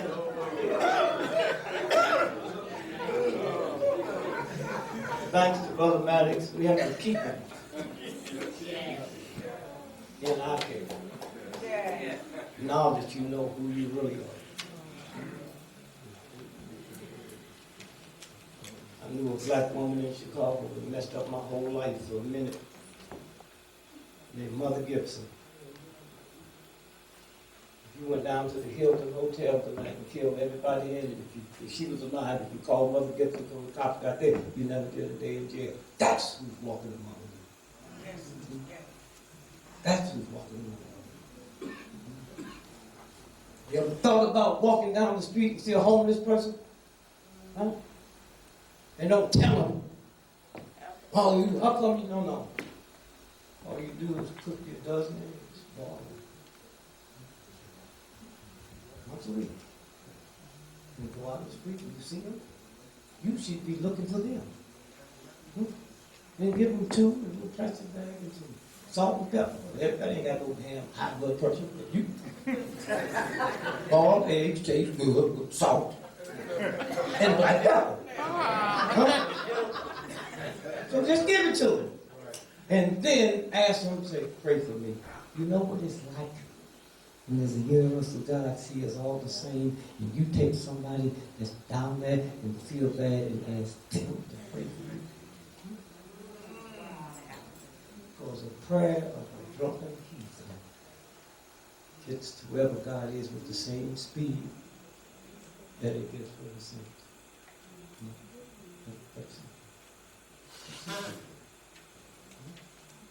Somewhere, that's the power we have. And when I think about this brother, what he's going through. See, it ain't bad to go through stuff when you ain't got no education and you ain't got nothing to lose. 99% of your soldiers went to war, and that's what they give a damn about America. They couldn't find a job. This brother could. One of my daughters is the bureau chief for all sex crimes and murders, 15 and down, in Brooklyn. And she tells me how the white always be talking about this brother hustling and how they couldn't do what he did. And so I leave you tonight and I say to you, know who you are. Not who a filthy nation told you who you are. Know who you are. And then you start seeing things change. Black men, 4% of America's population.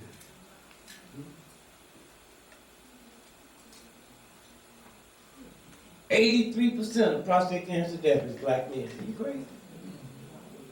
You 4%? And 83% of prostate cancer death is you? Black women, you 6%.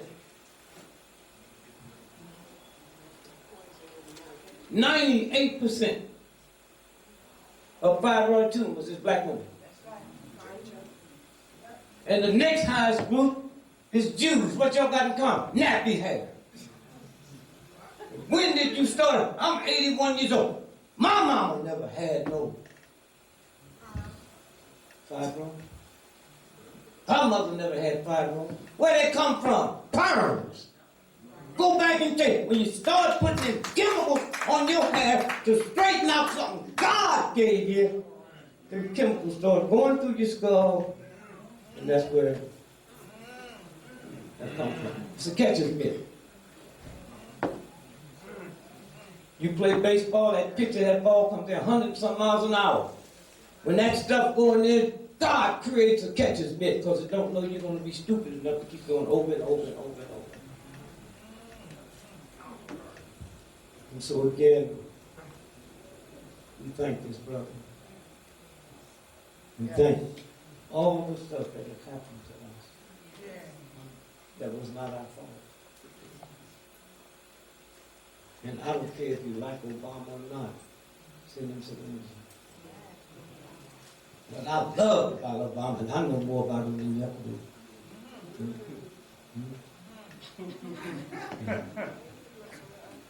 But, what'd you say? Hey, they ain't talking about that, baby. They keep messing with the truths.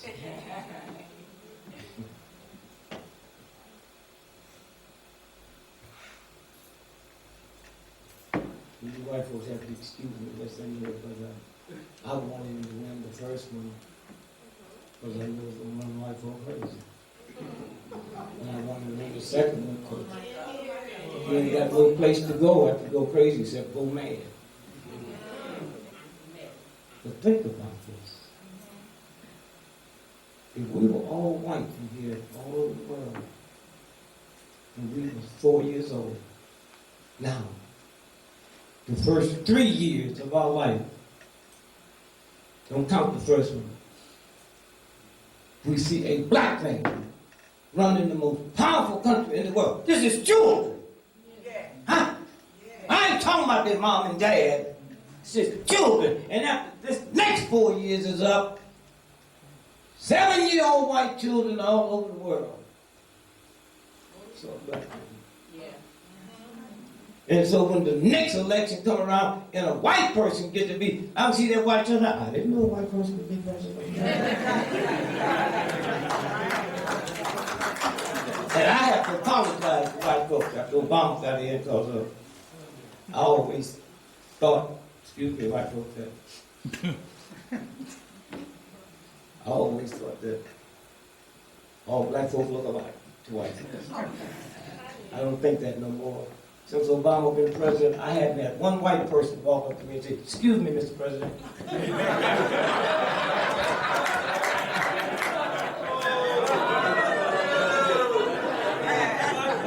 So again, thank you. You in love with yourself. And don't let nobody make you mad.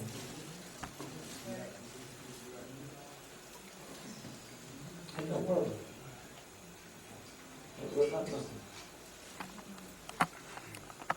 get up in the morning, the first thing I do, I apologize to all the people that were killed, who died in the sleep, or died in the hospital, because I'm partly responsible for the injuries.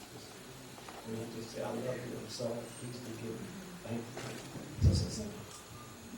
The most painful thing I have to do all my life, when I hear a siren, I always say, meditation prayer. I would not like to have to pray for cops now, because I don't know where they're going somewhere to hurt somebody. I have to.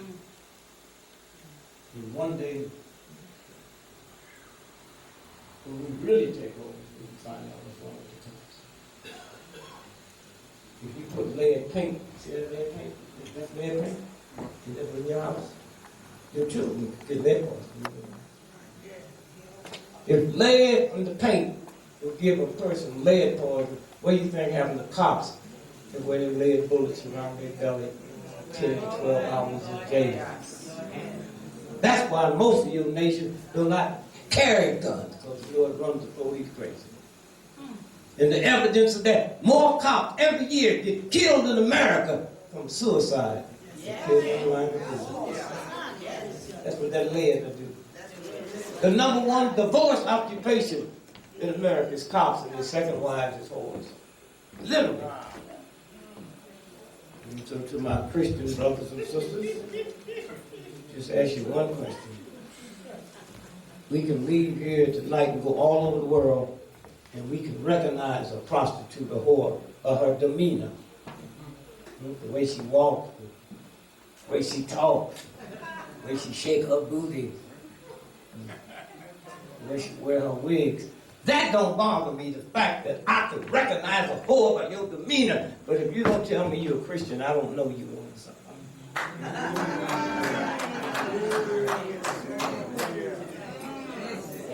So we leave tonight and we just pray for each other. Those of you that left your problems, don't pick them up when you leave me. These bill collectors, they're not calling me.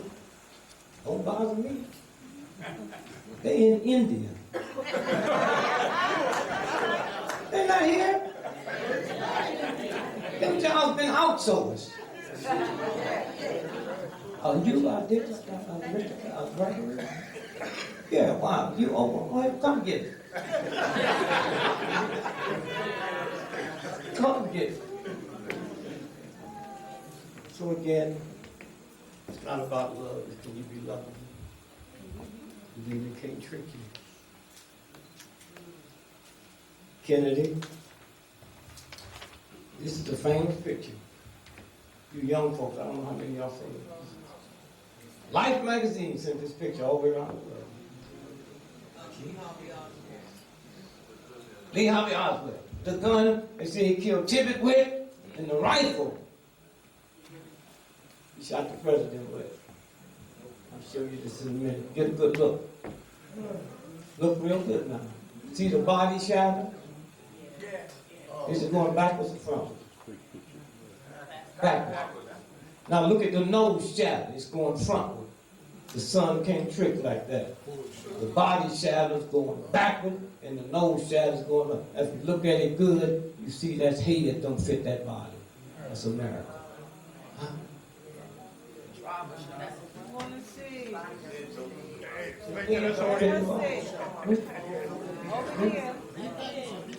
Here.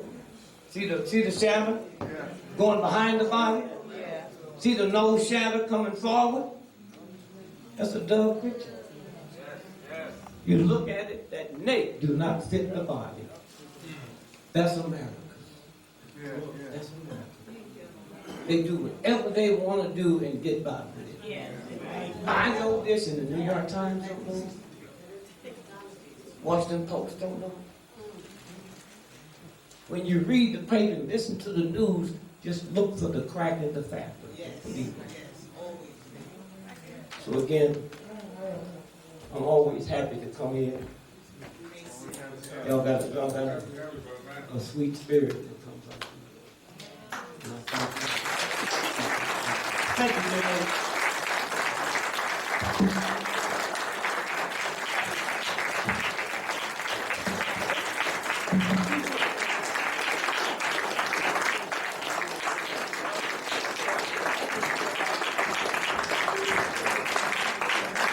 Thank you, Brother Dick Gregory, for coming out. Yeah, I'm going to wake you up now. I'm going to wake you up. You asleep, you wake now. Are you better informed? Do you see things from a different perspective? You ready to get involved? Ready to move forward? That's what I'm talking about. Before you leave, there's some more announcements. Brother Dick Gregory will be back here in Brooklyn May 19th at the Clara Muhammad School. That's 1174 Bedford Avenue here in Brooklyn. Earlier I asked, how did you find out information of Brother Dick Gregory being here tonight? Whether it's email, social media, or otherwise. See Sister Joyce in the back. If we do not have your email address, fill out one of these cards so that we can continue to keep you informed and in touch.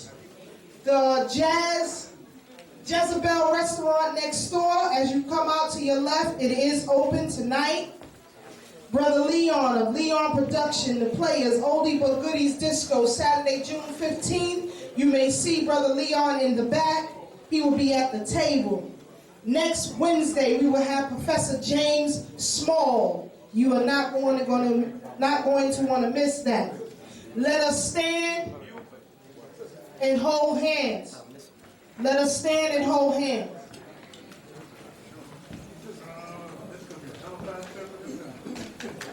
Yeah, let's you arrange it.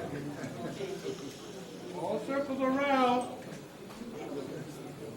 We are going down July 22nd to be in court with Sister Tawana Burley. Everybody in the middle, to your left, to your left, to your left. If you would like to attend with us, see Sister Leola Maddox in the back for more information and where you may sign up. Yes. Shout out to Dr. Leonard Jeffries for coming through.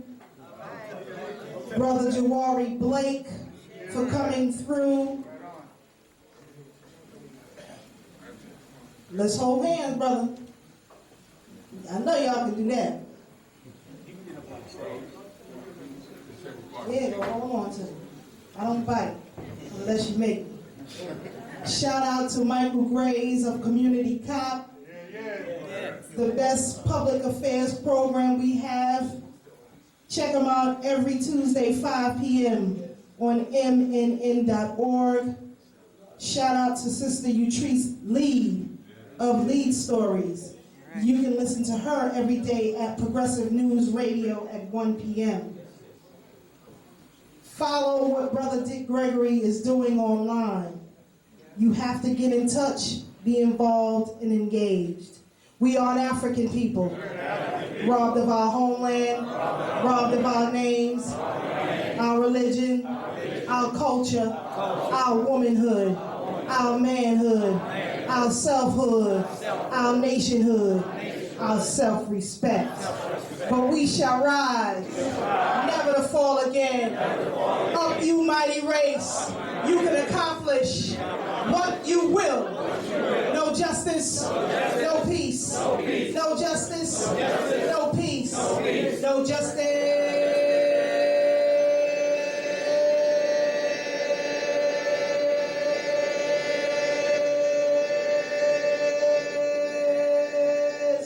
no peace. Travel safe. See you next week.